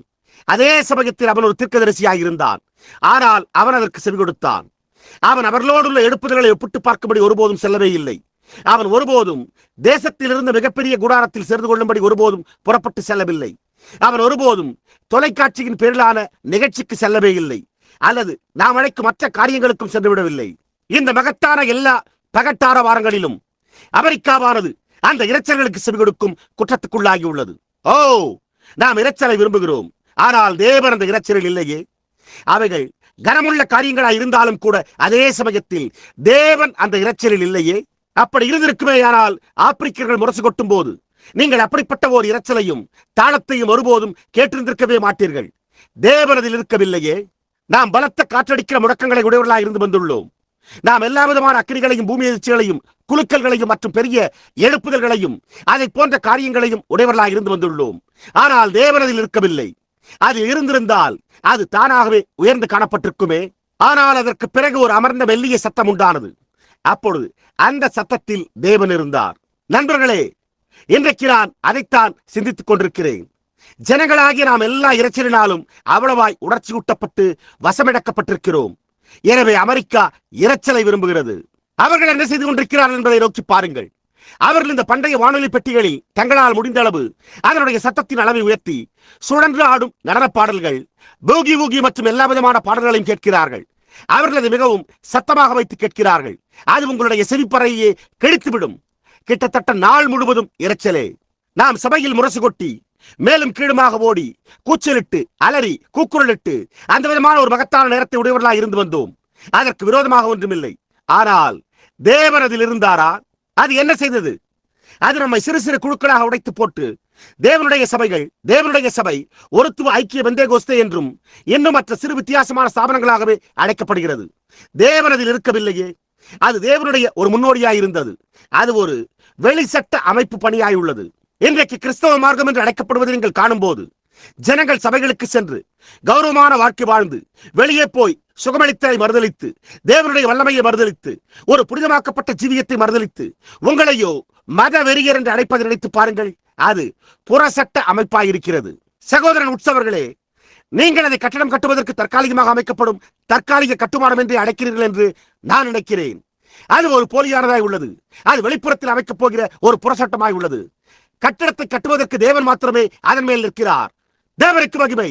அது இடித்து போடப்படும் ஒரு போலியான புறசட்டமாய் மாத்திரமே உள்ளது. நாம் கரங்களை தட்டி தேவனுக்கு மகிமை, நீங்கள் சத்தமிடும் போது நீங்கள் அதை பெற்றுக் கொண்டீர்கள் என்று கூறியுள்ளோம். மெத்தோடிஸ்டுகள், நசரேயன்கள் அதை கூறினர். ஆனால் அவர்கள் அதை பெற்றுக் கொள்ளவில்லை என்பதை அவர்களே கண்டறிந்தனர். பெந்தேகோஸ்தேக்களோ, நீங்கள் அந்நிய பாஷையில் பேசும் வரையில் உங்களுடைய கரங்களை தட்டி சத்தமிடுங்கள், அப்பொழுது நீங்கள் அதை பெற்றுக் கொள்வீர்கள் என்றனர். ஆனால் நாம் அதை பெற்றிருக்கவில்லை என்று நாம் கண்டறிகிறோம். எந்த ஒரு காரியமும் விடப்பட்டிருக்கவில்லை. தேவரே, நான் அதை கண்டறியக்கூடிய ஒரு குகைக்குள் என்னை கொண்டு செல்லும். அப்பொழுது நாங்கள் அந்த அமர்ந்த மெல்லிய சத்தத்தை கேட்போமாக. அது ஜீவியத்தில் உன்னதமான ஒரு நிலையினை உண்டாக்குகிறது. அந்த ஏதோ ஒரு காரியம் என்னவென்றால், அதாவது நீங்கள் மனுஷர் பாஷைகளையும் தூதர் பாஷைகளையும் பேசினாலும் அது உங்களுக்கு இராவிட்டால் நீங்கள் ஒன்றுமில்லை. உங்களால் தீர்க்க தரிசனம் உரைக்க முடிந்தாலும், அந்நிய பாஷைகளால் பேச முடிந்தாலும், அடையாளங்களையும் அதிசயங்களையும் காண்பிக்க முடிந்தாலும், அற்புதங்களை நடப்பித்து மகத்தான அடையாளங்களை செய்ய முடிந்தாலும், ஆனால் அந்த அமர்ந்த மெல்லிய சத்தம் அங்கில்லை என்றால் நீங்கள் ஒன்றுமில்லை என்றே வேதம் கூறுகிறது. அதைத்தான் இப்பொழுது நாம் கேட்டுக்கொண்டிருக்கிறோம். நாம் இடிமுடக்கங்களை உடையவர்களாக இருந்து வந்தோம். நாம் அக்கினியை உடையவர்களாக இருந்து வந்தோம். நாம் பலத்த காற்றடிக்கிற முழக்கத்தையும் பூமி எதிர்ச்சிகளையும் உடையவர்களாக இருந்து வந்தோம். ஆனால் தேவரே, எங்களுக்கு அந்த அமர்ந்த மெல்லிய சத்தத்தை அனுப்பும். அதுதான் நமக்கு தேவை. சகோதரனே, கவனி, நமக்கு அந்த அமர்ந்த மெல்லிய சத்தமே, பேசின அந்த அமர்ந்த ஒரு மெல்லிய சத்தமே தேவை. இயேசு, வேதம், நீங்கள் அவருடைய சத்தத்தை வீதியில் கேட்க முடியாது, நீங்கள் அவருடைய அழுகையை கேட்கவில்லை என்று கூறியுள்ளது. அவர் நம்முடைய மாதிரியாயிருந்தார். அவரை நோக்கி பாருங்கள். அவர் தம்முடைய ஆவியில் ஒரு புறாவை போன்று சாந்தமானதற்கு ஒப்பிடப்பட்டிருந்தார். மகத்தான காரியங்கள் அமைதியான காரியங்களாயிருக்கின்றன. நண்பர்களே, நீங்கள் அதை அறிந்துள்ளீர்களா? கவனியுங்கள். தாவரவியலின் வாழ்க்கையில், செடி கொடிகளின் ஜீவியத்தில், மரங்களின் ஜீவியத்தில், இந்த பூமியின் மேல் என்னவெல்லாம் உயிருள்ளதாக உள்ளதோ அவைகளுக்கு சூரியனே ஜீவன் அளிக்கிறது. அது ஜீவனை கொண்டு வருகிறது. சூரியனே அதை செய்கிறது. நாம் காற்றெடுத்த ஆற்றினால் தண்ணீரை மேலே கொண்டு வரும் விசைக்குழாயிலிருந்து ஒரு வாளி தண்ணீரை பெறக்கூடிய சத்தத்தை காட்டிலும் சத்தமே இல்லாமல் சூரியனால் கோடிக்கணக்கான காலன்கள் அளவுள்ள தண்ணீரை பூமியிலிருந்து எடுத்துக்கொள்ள முடிகிறது. பார்த்தீர்களா? அவை பெரிய காரியங்களாய் இருக்கின்றன. அமைதியான காரியங்களோ பெரிய காரியங்களாய் இருக்கின்றன. உலகமானது சொல்வதை நீங்கள் எப்போதாவது கேட்டுள்ளீர்களா? கிரகங்கள் குழப்பாதையில் கடந்து செல்வதை நீங்கள் எப்போதாவது கேட்டதுண்டா? நீங்கள் எப்போதாவது அவைகளில் ஒன்றை கவனித்து கேட்டதுண்டா? அவை பெரிய காரியங்களாய் இருக்கின்றன. சூரியோதய சத்தத்தை நீங்கள் எப்போதாவது கேட்டதுண்டா? ஓ, நாம் அதிகப்படியான இரைச்சலை பெற்றிருக்க வேண்டும். அடிப்பதற்கு ஒரு பித்தளை முரசும் அதிகமாக மேலும் கீழும் குதித்தலும் இருக்க வேண்டும். இல்லை என்றால் நாம் ஒரு நல்ல கூட்டத்தை நடத்தவில்லை என்று நாம் எண்ணிக்கொள்கிறோம். ஒவ்வொருவரும் உச்சியில் இருக்க வேண்டும் என்றும், அவர்கள் தங்களுடைய கரங்களை தட்டிக்கொண்டும் மற்ற காரியங்களை செய்து கொண்டும் இருக்க வேண்டும் என்றும் நாம் நினைக்கிறோம். இசையானது ஒரு தாளத்தில் இருக்க போவதா இருக்க வேண்டும் என்றும், ஒவ்வொருவரும் நடைப்பிரகாரங்களில் மேலும் கீழுமாய் ஓட வேண்டும் என்றும் நாம் நினைக்கிறோம். நாம் அதை உடையவர்களாக இருந்து வந்தோம். அது என்ன நன்மையை செய்துள்ளது? அது எங்கே இருக்கிறது? அது இன்றைக்கு நம்ம எங்கே கொண்டு வந்துள்ளது? ஒரு கூட்ட குழப்பத்தில், ஒரு கூட்ட ஸ்தாபனங்கள் இன்றைக்கு கொண்டு வந்து பிரிவினையை உண்டு பண்ணி சகோதரத்துவத்தை அழித்து விட்டது. நிச்சயமாகவே அது அதனையே செய்துள்ளது. அது பண்டைய பச்சைக்கிளி, பச்சைப்புழு மற்றும் எல்லா விதமான பூச்சிகளும் அங்கே ஆரம்பத்தில் இருந்து வந்தன. யோபு அவைகளை கண்டான். இல்லை, யோவேல் அவைகளை கண்டான். பச்சைப்புழு விட்டதை பச்சைக்கிளி தின்றது, பச்சைக்கிளி விட்டதை வெட்டுக்கிளி தின்றது. இந்த விதமாக நாம் அடிமரம் வரை தின்று அரிக்கப்பட்டு விட்டோம். ஆனால் வேதமோ, நான் திரும்ப அளிப்பேன் என்று கர்த்தர் உரைக்கிறார் என்று கூறுகிறது. நாம் ஏதோ ஒரு காரியத்திற்காக காத்துக் கொண்டிருக்கிறோம். நாம் முழு உலகத்தையும் மற்ற எல்லா சத்தமிடுதலையும், போதுமான வெடி சத்தத்தையும் இரைச்சலையும் உடையவர்களாக இருந்து வந்தோம். நான் போதுமான அளவிற்கு ஆர்ப்பாட்டமான ஆரவார துணியையும் கூச்சலிடுதலையும் உணர்ச்சியூட்டி வசமெடுத்தலையும் உடையவர்களாக இருந்து வந்துள்ளோம். ஆனால் இதுவரை அது என்ன செய்துள்ளது? அது சபையை கட்டியெழுப்பவில்லையே, அது ஸ்தாபனங்களையே கட்டி எழுப்பியுள்ளது. அது மனிதர்களை இருமாப்பான எண்ணங்களோடும் மதிப்பற்ற வெற்று பகடியோடும் செல்ல செய்துள்ளது. எனவே நான் அப்படிப்பட்ட காரியத்தை விரும்புகிறதில்லை.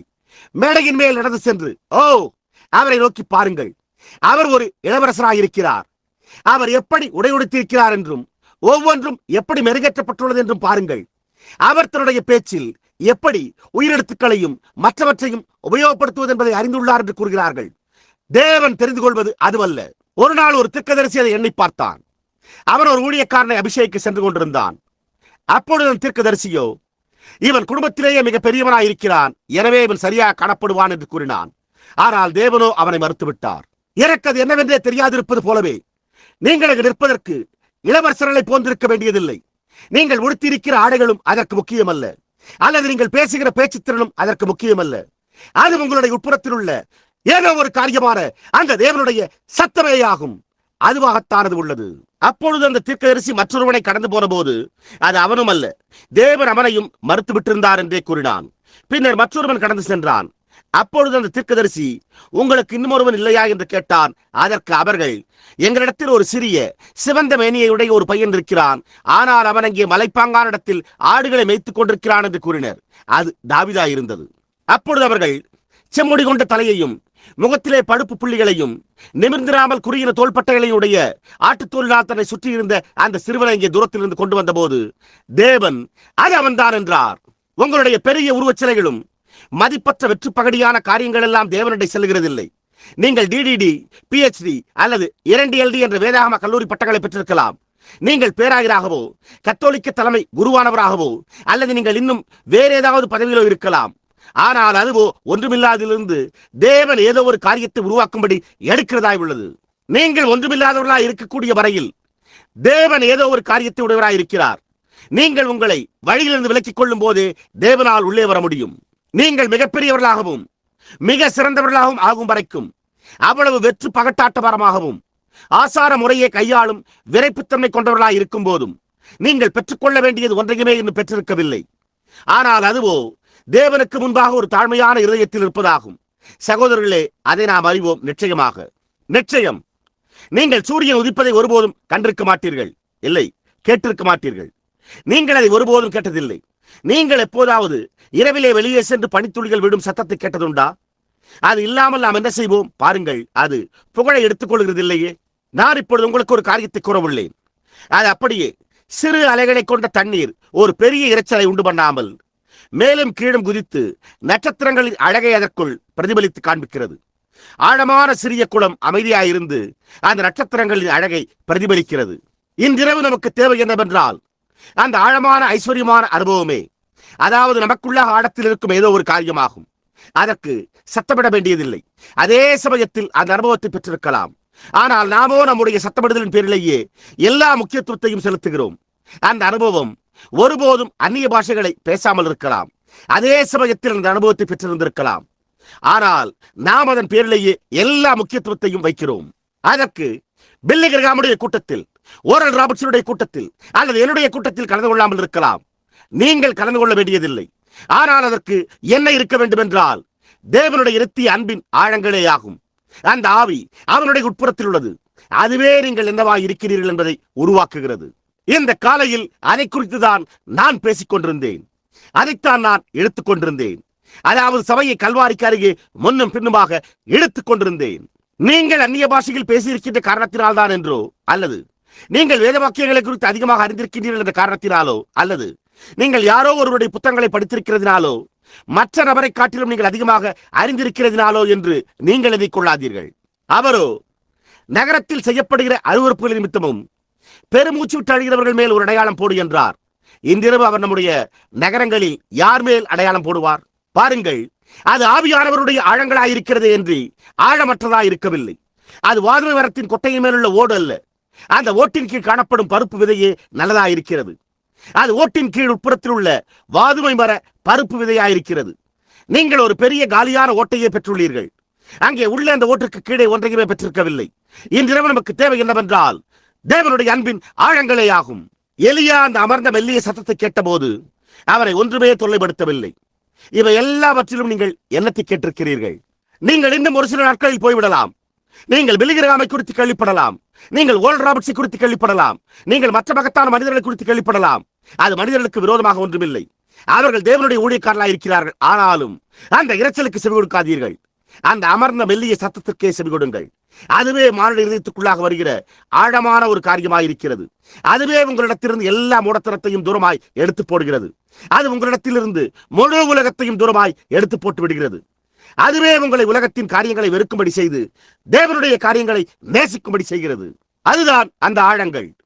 அந்த குளமே தேவனுடைய நித்திய மகிமை நட்சத்திரங்களை பிரதிபலிக்கிறதாய் உள்ளது. அது கண்களுக்கு கண்ணீரை வரவழைக்கிற காரியமாய் உள்ளது. அதுவே மகிமையால் நிறைந்ததும் சொல்லி முடியாதுமான சந்தோஷத்தை வரவழைக்கிறது. உங்களுக்கு மற்ற எல்லா காரியங்களும் தவறி போகும்போது அதுவே உங்களை நிற்க வைக்கிறது. சுகவீனம் உண்டாகிற போது அல்லது மரணமே கூட வருகிற போதும் அது இன்னமும் அதற்குள் தேவனுடைய ஆசீர்வாதத்தின் பிரதிபலிப்பை பெற்றுள்ளது. அந்த ஆழமான சிறிய குளமானது பரலோகத்தை பிரதிபலிக்கிறதே அன்றி சிற்றலையையும் தண்ணீர் இரைச்சலையும் பிரதிபலிக்கிறதில்லை. சிற்றலை கொண்ட தண்ணீர்கள் மிகவும் ஆழமாயிருப்பதில்லை. அமைதியான தண்ணீர்களே ஆழமாய் பாய்ந்தோடுகின்றன. நண்பர்களே, நாம் ராமோஜன மேஜை வருகின்ற போது அதை நினைவுகூறும்படி இன்றிரவு தேவன் நமக்கு உதவி செய்வாராக. நாம் வெளிப்புறத்தில் என்ன செய்தாலும், எத்தனை நல்ல காரியங்களை நாம் செய்திருந்தாலும் அது முக்கியமல்ல. நீங்களோ பாருங்கள் சகோதரன், நான் சபைக்கு செல்கிறேன், என்னால் முடிந்தளவு நான் சிறந்த முறையில் ஜீவிக்க முயற்சிக்கிறேன் என்று கூறலாம். நல்லதுதான் சகோதரனே, அதற்கு விரோதமாக ஒன்றுமே இல்லை.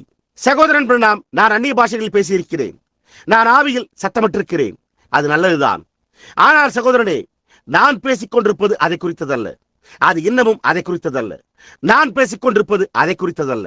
நான் அந்த அமர்ந்த மெல்லிய சத்தத்தை குறித்தே, அந்த ஐஸ்வர்யமான ராஜரீகமான ஒன்றை குறித்தே பேசிக் கொண்டிருக்கிறேன். அதாவது அநேக வருடங்களுக்கு முன்பு பாவியான ஒரு பையன் எழும்பி பீடத்தண்டை வரும்போது பண்டைய தாய்மார்களைப் போல் தங்களுடைய கன்னங்களில் கண்ணீர் வடிந்தோட இந்த நடை பிரகாரங்களில் இங்கே வருவதை நான் வழக்கமாக காண்பதுண்டு. இன்றைக்கோ நான் ஒரு பீட அடைப்பை விடுக்கும் போது ஒரு பையன் வருவதை கண்டால் அப்பொழுது அவர்கள் அமர்ந்து கொண்டே தங்களுடைய வாயில் மெல்லும் பசை மிட்டாயை போட்டு மென்று கொண்டிருக்கிறார்கள். காரியம் என்ன?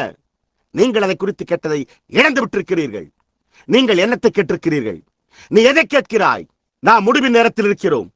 நீங்கள் தொலைக்காட்சியிலும் வானொலியிலும் உங்களுடைய மாத இதழ்களிலும் உங்களுடைய செய்தித்தாள்களிலும் கூறியிருக்கிறதையே கேட்கிறீர்கள். அதாவது இந்த தேசத்தில் ஒரு குறிப்பிட்ட நாளில் சுழல் காற்று உண்டாகப் போகிறது என்று கூறும் காரியங்களை கேட்கிறீர்கள். நீங்கள் எல்லா அபாய எச்சரிப்பையும் நாள் முழுக்க உங்களுடைய வானொலியில் ஒலிபரப்பப்படும் அந்த அர்த்தமற்ற எல்லாவற்றையும் தொடர்ந்து கேட்பதும், துப்பாக்கி குண்டுகள் அல்லது வெடிகுண்டுகள் வெடிக்கும் போது சம்பவிக்கிறதையும் எல்லத்திற்காக கேட்டுக் கொண்டிருக்கிறீர்கள். நான் அந்த காரியங்களுக்கு செவி கொடுத்துக் கொண்டிருக்கவில்லை. நானோ மேலே ஏறிவா, உத்தமமும் உண்மையும் உள்ள என்னுடைய ஊழியக்காரனால் இது நன்றாக செய்யப்பட்டது என்று கூறுகிற ஒரு சத்தத்தை கேட்கும்படிக்கே செவி கொடுத்துக் கொண்டிருக்கிறேன். நீ எதை கேட்கிறாய்? உங்களுக்கு தெரியுமா? நாம் உலகத்தின் எல்லா காரியங்களுக்கும் அதை போன்ற காரியங்களுக்கும் மிகவும் கவனமாய் செவி கொடுப்பதில் அதிக ஆர்வம் கொண்டுள்ளோம் என்று நான் கருதுகிறேன். ஆனால் நம்மால் அந்த அமர்ந்த மெல்லிய சத்தத்தை கேட்க முடியவில்லை.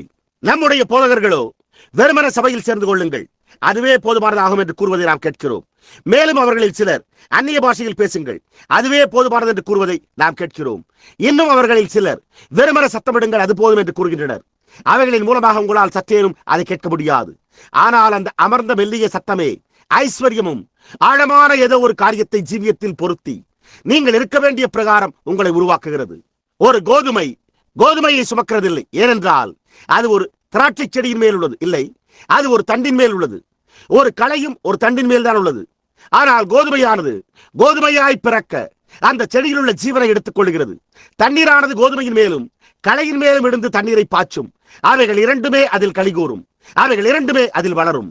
புருஷர்களும் ஸ்திரீகளும் சபையை சேர்ந்து கொண்டு சத்தமிட்டு தேவனை துதித்து அந்நிய பாஷைகளில் பேசி ஆவியில் நடனமாடி தசமபாகங்களை செலுத்தி வளர்ந்தவர்களாய் காணப்பட முடியும். அதே சமயத்தில் அவர்களுடைய இருதயங்களில் அந்த அமர்ந்த மெல்லிய ஐஸ்வர்யமான தேவனுடைய சத்தமும் ஆழமான அன்பும் இன்னும் பெறாமல் இருக்க முடியும். என் சரீரத்தை சுட்டரிக்கப்படுவதற்கு கொடுத்தாலும் அன்பு எனக்கு இராவிட்டால் எனக்கு பிரயோஜனம் ஒன்றுமில்லை. எனக்குண்டான யாவற்றையும் நான் அன்னதானம் பண்ணினாலும் அன்பு எனக்கு இராவிட்டால் நான் இன்னமும் ஒன்றுமில்லை. நான் மலைகளை பெருக்கத்தக்கதாக சகல விசுவாசம் உள்ளவனாய் இருந்தாலும் அன்பு எனக்கு இராவிட்டால் நான் ஒன்றுமில்லை. நான் அந்நிய பாஷைகளை பேசினாலும் மனுஷர் பாஷைகளையும் தூதர் பாஷைகளையும் பேசினாலும் அன்பு எனக்கு இராவிட்டால் நான் ஒன்றுமில்லை. புரிகின்றதா? உங்களுடைய இருதயத்தில் பேசுகிற அமர்ந்த வெள்ளிய சத்தமே அந்த ஒவ்வொரு மனப்பான்மையும் மாற்றுகிறது. அதுவே சுவாபத்தையும் மாற்றுகிறது. நீங்கள் கிறிஸ்துவுக்குள் ஒரு புது சிருஷ்டியாயிருக்கின்றீர்கள். நீங்கள் எதை கேட்கிறீர்கள் நண்பரே? அது நீ என்னத்தை கேட்டுக்கொண்டிருக்கிறாய் என்பதை பொறுத்ததன் பேரில் உள்ளது. நீ இங்கே கேட்டுக்கொண்டிருப்பாயானால் எந்த விதமான விமர்சனமும் இல்லை, எந்த பிரதிபலிப்பும் இல்லை. ஆனால் நீங்கள் எங்கோ நடைபெறும் ஒரு மகத்தான எழுப்புதலை குறித்து கேள்விப்பட்டு நீ அதற்கு செவி கொடுத்துக் கொண்டிருப்பாயானால், அங்கே 10,000 ஜனங்கள் கூடியிருக்கின்றனர் என்று கூற கேட்பாயானால் போ. ஆனால் நீ தவறான காரியத்திற்கு செவி கொடுத்துக் கொண்டிருக்கிறாய். நான் அங்கு போய் பார்ப்பேன். அவர்களிடத்தில் பெரிய ஜனக்கூட்டங்கள் உண்டு என்று அவர்கள் கூறுகிறார்கள். அது ஒரு சிறு வித்தியாசத்தையும் உண்டு பண்ணுகிறதில்லை. பந்தய மைதானங்கள் அந்த கூட்டங்களை கொண்டுள்ளது. ஒவ்வொரு நிகழ்ச்சியும் அந்த கூட்டங்களை கொண்டுள்ளன. நெளிந்து உருண்டாடும் நடனக்காரர்கள் அந்த கூட்டத்தை கொண்டுள்ளனர். நான் அங்கு போகப் போகிறேன். நான் ஏதோ ஒரு காரியத்திற்காக அங்கே போய்க் கொண்டிருக்கிறேன். நீங்கள் வேற எந்த காரியத்திற்காக செல்வீர்களே ஆனால் நீங்கள் அந்த அமர்ந்த வெள்ளிய சத்தத்தை தவிர வேற எந்த காரியத்திற்காவது செவி கொடுத்துக் கொண்டிருந்தால் அப்பொழுது குகைக்குள்ளாக திரும்பி வாருங்கள். நம்மால் ஆயத்தமாக முடியும் வரைக்கும் சூறைச்செடியின் கீழ் இருக்கவே திரும்பிச் செல்வோம். நீங்கள் அமைதியாக பற்றிக் கொண்டிருக்க காத்திருங்கள். இடி முழக்கங்கள் கடந்து செல்லட்டும். பூமி எதிர்ச்சியானது குலுங்கட்டும். பலத்த காற்றடிக்கிற முழக்கம் கடந்து போகட்டும். அக்கறை பெருக்கெடுத்து பரவட்டும். இன்னும் என்னவெல்லாமோ நிகழட்டும். நானோ அந்த பாடலை குறித்தே சிந்திக்கிறேன். கர்த்தாவே, இருதயங்கள் கொழுந்துவிட்டு எரியும் போது எப்படி காத்திருக்க வேண்டும் என்று எனக்கு போதியும். என் பெருமையை நான் தாழ்த்தி உம்முடைய நாமத்தை தொழுது கொள்வேனாக. என் விசுவாசம் தொடர்ந்து புதுப்பிக்கப்பட்டு என் கண்கள் உம்மேல் தொடர்ந்திருப்பதாக. நான் என்னவா இருக்க வேண்டும் என்று நீர் விரும்புகிறீரோ நான் அவ்வாறே புவியின் மீது இருப்பேனாக. அதைத்தான் நான் செய்ய விரும்புகிறேன். கர்த்தருக்கு காத்திருக்கிறவர்களோ தங்களுடைய பலனை புதுப்பித்துக் கொள்வார்கள். அவர்கள் கழுகளைப் போல செட்டைகளை அடித்து எழும்புவார்கள். நீங்கள் அதை விசுவாசிக்கிறீர்களா? அவர்கள் ஓடினாலும் இளைப்படையார்கள், நடந்தாலும் சோர்ந்து போகார்கள். கர்த்தாவே, எனக்கு போதியும். கர்த்தாவே, எப்படி காத்திருக்க வேண்டும் என்று எனக்கு போதியும். இடி முழக்கங்கள் கடந்து செல்லட்டும். அக்கினி பெருக்கெடுத்து பரவி கடந்து போகட்டும். ஆனால் நானோ, வருத்தப்பட்டு பாரம் சுமக்கிறவர்களே, நீங்கள் எல்லோரும் இடத்தில் வாருங்கள். சூறைச்செடியின் கீழிருந்து வெளியே வாருங்கள். உங்களுடைய குகைகளிலிருந்து வெளியே வாருங்கள் என்று கூறுகிற அந்த அமர்ந்த மெல்லிய சத்தத்தை கேட்பேனாக. நான் என்னுடைய விசுவாசம் திரையிடும்படி அவருடைய இரத்தத்தில் திரையிட்டு நடந்து சென்று, ஆம் கர்த்தாவே, நான் இப்பொழுதே விசுவாசிக்கிறேன் என்று கூறி அவருடைய முகத்துக்கு முன் செல்ல விரும்புகிறேன். நாம் ஜெபம் செய்வோமாக.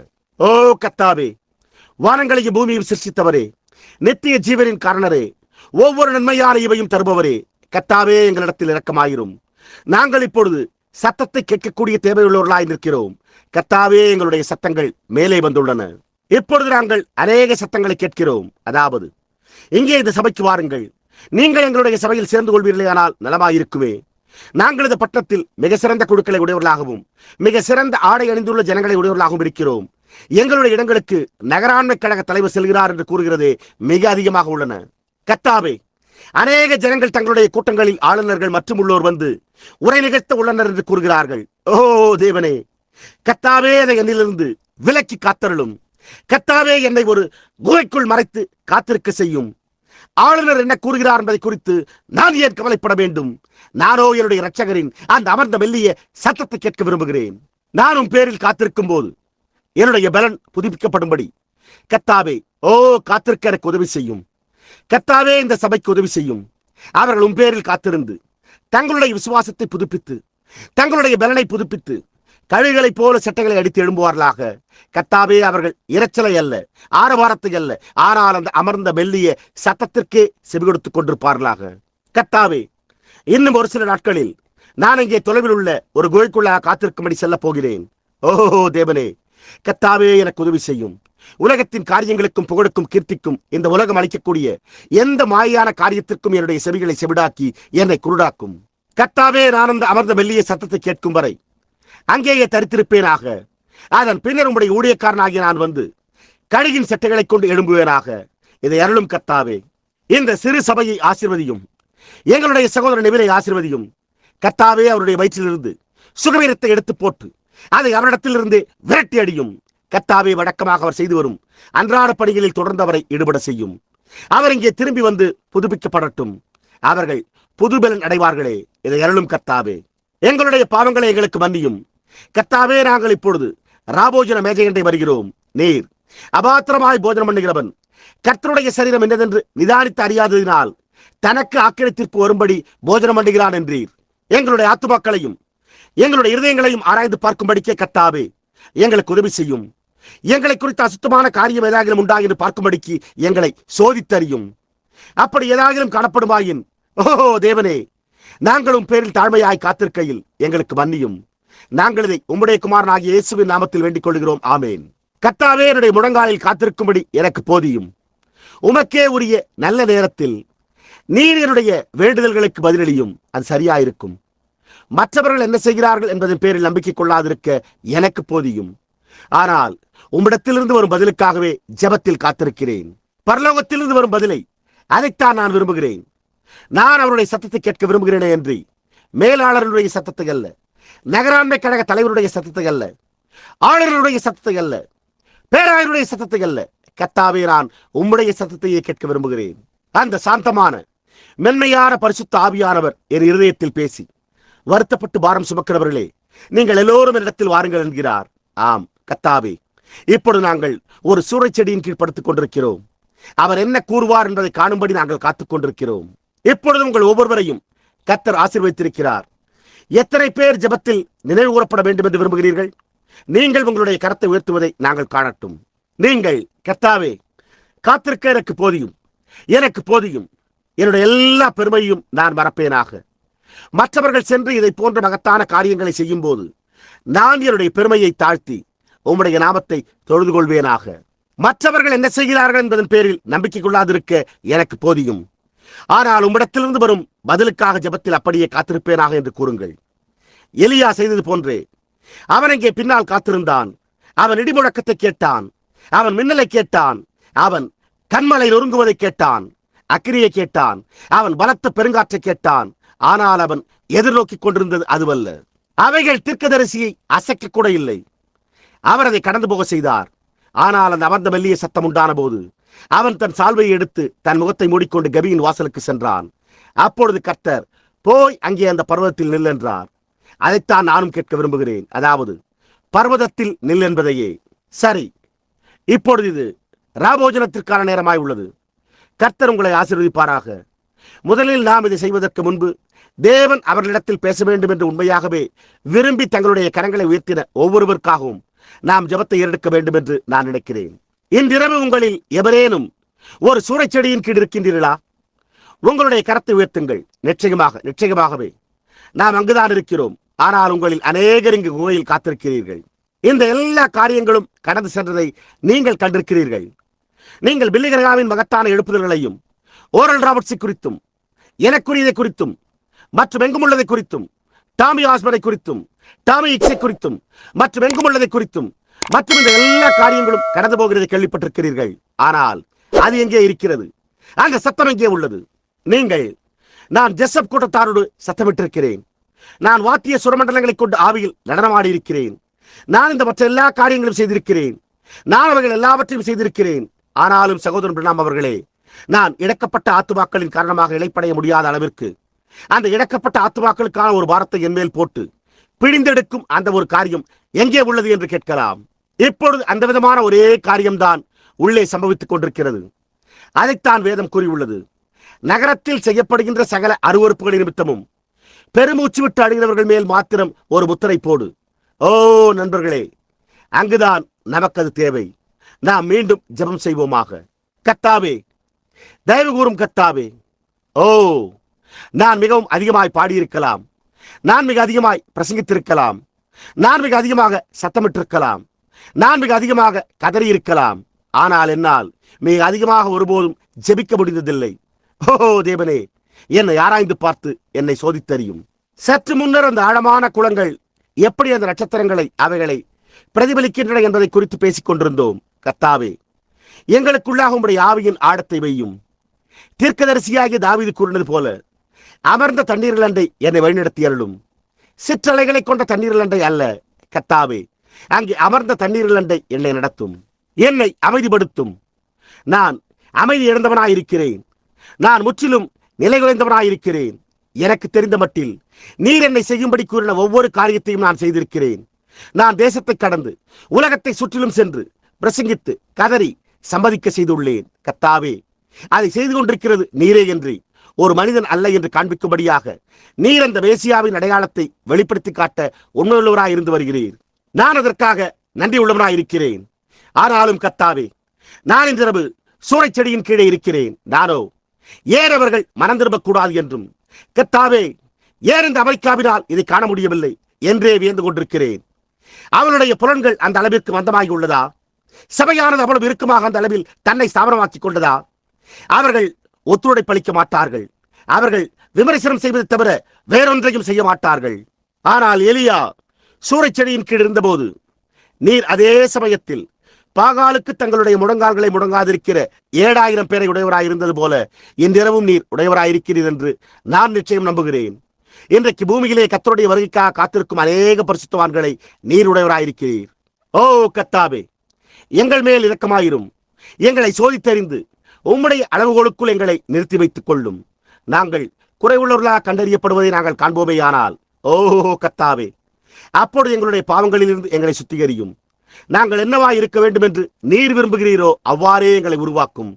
இந்த சபையில் உள்ள ஒவ்வொரு தனிப்பட்ட நபருக்கும் அதை செய்தருளும். நாங்கள் இதை இயேசுவின் நாமத்தில் வேண்டிக் கொள்கிறோம். ஆமேன். இப்பொழுது இது ராபோஜனத்திற்கான நேரமாயிருக்க போகிறது. இப்பொழுது தேவன் உங்களை ஆசீர்வதிக்க வேண்டும் என்று நாங்கள் ஜெபிக்கிறோம். யாவரும் இங்கிருந்து போக வேண்டும். ராபோஜனம் எடுக்க விரும்பாதவர்கள் இருந்தால் புதன்கிழமை இரவு இங்கு மீண்டும் நடைபெறவுள்ள கூட்டத்தில் உங்களை சந்திப்போம். எனக்காக ஜெபிக்க மறந்து விடாதீர்கள். இப்பொழுதே அது எனக்கு தேவையாய் உள்ளது. இன்னும் அடுத்த ஒரு சில தினங்களிலும் எனக்கு ஜெபம் தேவைப்படுகிறதா இருக்க போகிறது. இப்பொழுது இதை வெறுமன சாதாரணமாக எடுத்துக் கொள்ளாதீர்கள். ஆனால் உங்களுடைய இதயத்தில் எனக்காக பாரங்கொண்டு எனக்காக ஜெபியுங்கள். எனக்கு உங்களுடைய ஜெபங்கள் தேவையே. நான் பல்வேறுபட்ட வித்தியாசமான லட்சக்கணக்கான ஆத்துமாக்களை ஆதாயப்படுத்த தீர்மானித்துள்ளேன். ஏதோ ஒரு காரியம் செய்யப்பட வேண்டியதாய் உள்ளது. என்னால் இயன்ற மட்டும் என்னுடைய சொந்த பலத்தில் நான் சென்றுள்ளேன். எனக்காகவே நான் தேவனிடத்திலிருந்து ஒரு தரிசனத்தையும் பெற வேண்டியவனாயிருக்கிறேன். அவர் மற்றவர்களுக்காக எனக்கு காண்பிப்பார். ஆனால் நானோ எனக்காக ஏதோ ஒரு காரியத்தை செய்ய வேண்டியவனாயிருக்கிறேன். எனக்கு அது தேவை. எனக்காக ஜெபியுங்கள். நீங்கள் ஜெபிப்பீர்களேயானால் அப்பொழுது அவர் அதை அனுப்புவார். நான் இன்றைக்கு சுற்றிலும் வலம் வந்து கொண்டே அதை சுற்றிலும் நோக்கி பார்த்துக் கொண்டிருந்தேன். சகோதரன் ராய் அவர்களே, நான் உங்களுடைய வீட்டிற்கு வெளியே இருந்தேன். ஆனால் நான் உள்ளே வர விரும்பவில்லை. ஏனென்றால் அங்கே ஒரு கார் வெளியே நிறுத்தப்பட்டிருந்தது. ஆனால் நான் ஒருமுறை உங்களிடத்திற்கு விஜயம் செய்ய உங்களுக்கும் சகோதரி ஸ்லாட்டர் அவர்களுக்கும் கடமைப்பட்டுள்ளேன். மேடாவும் நானுமாக சுற்றி வலம் வந்து கொண்டிருந்தோம். அப்பொழுது நான், பரவாயில்லை, நாம் சற்று நேரம் கழித்து திரும்பிச் செல்வோம் என்றேன். ஆனால் நான் மற்றொரு காரியத்தில் ஈடுபட்டிருந்தபடியால் திரும்பி வரவில்லை. சுற்றி கொண்டே போய் வீதிகளை சுற்றிலும் வலம் வந்து கொண்டே, ஓஹோ தேவனே, ஏதோ ஒரு காரியம் செய்யப்பட வேண்டுமே, நானும் எங்காவது அப்படியே பற்றி பிடித்துக் கொள்ள வேண்டுமே என்று கூறினவாறே சிந்தித்துக் கொண்டிருந்தேன். நேரமோ நெருங்கிக் கொண்டிருக்கிறது. அந்தகாரமோ சூழ்ந்துள்ளது. முடிவின் நேரம் இங்குள்ளது. நள்ளிரவிற்கு ஒரு நிமிடமே உள்ளது. சத்துருவின் சமூகத்தை பார்த்தால் குறுக்குதலும் வெறுப்புணர்வுகளும் பதற்ற நிலையும் உலகத்தின் இறுக்கவுமே உள்ளது. உங்களுடைய ஆக்கினை தீர்ப்பை அறியாமல் இருக்கின்றீர்கள். புரிகின்றதா? ஓ என்னே, நாம் இப்பொழுதே கழுகளைப் போல செட்டைகளை அடித்து எழும்பி நேற்று மின்றுமென்று மாறாதவராயிருக்கிற அவருடைய கரங்களுக்குள்ளாக பறந்து செல்வோமாக.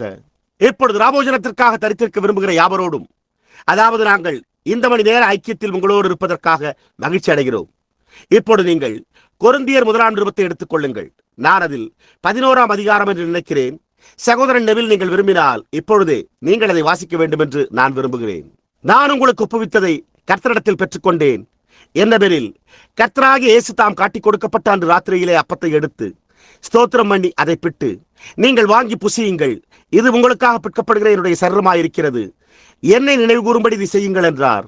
போஜனம் பண்ணின பின்பு அவர் அந்தப்படியே பாத்திரத்தையும் எடுத்து, இந்த பாத்திரம் என் இரத்தத்தினால் ஆகிய புதிய உடன்படிக்கையாயிருக்கிறது, நீங்கள் இதை பானம் பண்ணும் போதெல்லாம் என்னை நினைவு கூறும்படி இதை செய்யுங்கள் என்றார். ஆகையால் நீங்கள் இந்த அப்பத்தை புசித்து இந்த பாத்திரத்தில் பானம் பண்ணும் போதெல்லாம் கர்த்தர் வருமளவும் அவருடைய மரணத்தை தெரிவிக்கிறீர்கள். இப்படி இருக்க, எவன் அபாத்திரமாய் கர்த்தருடைய அப்பத்தை புசித்து அவருடைய பாத்திரத்தில் பானம் பண்ணுகிறானோ அவன் கர்த்தருடைய சரீரத்தையும் இரத்தத்தையும் குறித்து குற்றமுள்ளவனாயிருப்பான். எந்த மனுஷனும் தன்னைத்தானே சோதித்தறிந்து இந்த அப்பத்தில் புசித்து இந்த பாத்திரத்தில் பானம் பண்ண கடவன். எண்ணத்தினாலெனில் அபாத்திரமாய் போஜனமானம் பண்ணுகிறவன் கர்த்தருடைய சரீரம் என்னதென்று நிதானித்து அறியாததினால் தனக்கு ஆக்கினை தீர்ப்பு வரும்படி போஜனமானம் பண்ணுகிறான்.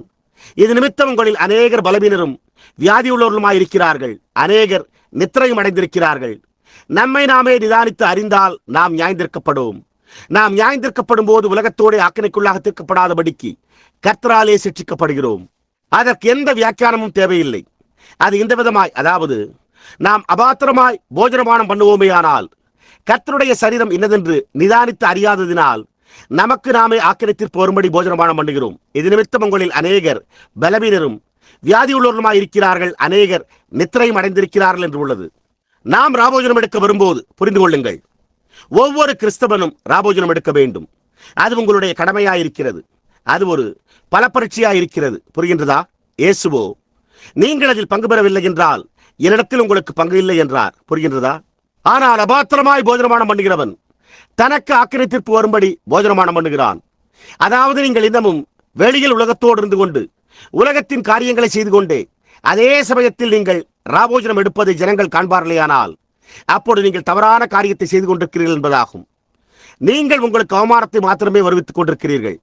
அப்பொழுது அது உங்களுக்கு தீங்கை மாத்திரமே இழைக்கும். அது தேவனுக்கு தீங்கிழைக்கும் என்பதல்ல, அது உங்களுக்கு தீங்கிழைக்கும். ஆகையால் எந்த ஒரு நபரும் தங்களை தாங்களே சோதித்தறிய வேண்டும். நாம் இந்த புனிதமான நேரத்தை அணுகுவதற்கு முன்னர் நீங்கள் தேவனிடத்தில் என்னுடைய ஜீவியத்தை ஆராய்ந்தறியும்படிக்கு கேட்டுக்கொள்ளுங்கள். நான் சரியில்லாத எந்த காரியத்தையாவது செய்திருப்பேனே ஆனால் அதற்காக என்னை மன்னிப்பார். நான் அதை செய்ய வேண்டும் என்று செய்கிறதில்லை. அவர் அதை எனக்கு வெளிப்படுத்துவாரானால் அப்போது நான் அதை சரி செய்து கொள்வேன். நான் உங்களுக்காகவும் அதே காரியத்தை கேட்டுக்கொள்வேன். அதாவது நீங்கள் கூடி வரும்போது ஒருவருக்காக ஒருவர் காத்திருங்கள் என்று கூறப்பட்டுள்ளது. அதாவது ஒருவருக்காக ஒருவர் காத்திருந்து ஒருவருக்காக ஒருவர் ஜெபியுங்கள் என்பதாகும். நாம் இந்த ராபோஜனத்தில் பங்கு பெற விரும்புகிறோம். நாம் அதில் பங்கு பெறவில்லை என்றால் அப்பொழுது நமக்கு அவரோடு பங்கு இல்லை. அதைத்தான் அவர் கூறினார். முதலாவது இல்லை, பரிசுத்த யோவான் 6ஆம் அதிகாரம். இப்பொழுது நாம் அப்படியே ஜெபிப்போமாக. நான் உங்களுக்காக ஜெபிக்கையில் நீங்களும் எனக்காக மௌனமாக ஜெபியுங்கள். விசுவாசத்தின் மூலமாக நீர் எங்களை மன்னிக்க வேண்டும் என்று நான் ஜெபிக்கிறேன். ஓ தேவனே, உம்முடைய ஆவியானது வருவதாக. மனுஷர்களுக்கு விரோதமான எங்களுடைய தப்பிதங்கள் எல்லாவற்றையும் நீர் எங்களுக்கு மன்னிக்க வேண்டும் என்று நான் ஜெபிக்கிறேன். மன்னியும். ஓ கர்த்தாவே, எங்களுடைய ஜெபத்தை கேளும். கர்த்தாவே, இதுவே எங்களுடைய மன்னிப்பின் ஜெபமாய் உள்ளது. நாங்கள் மன்னிப்பிற்காக ஜெபிக்கிறோம். நாங்கள் இரக்கத்திற்காக ஜெபிக்கிறோம். கர்த்தாவே, எங்களை மன்னியும்.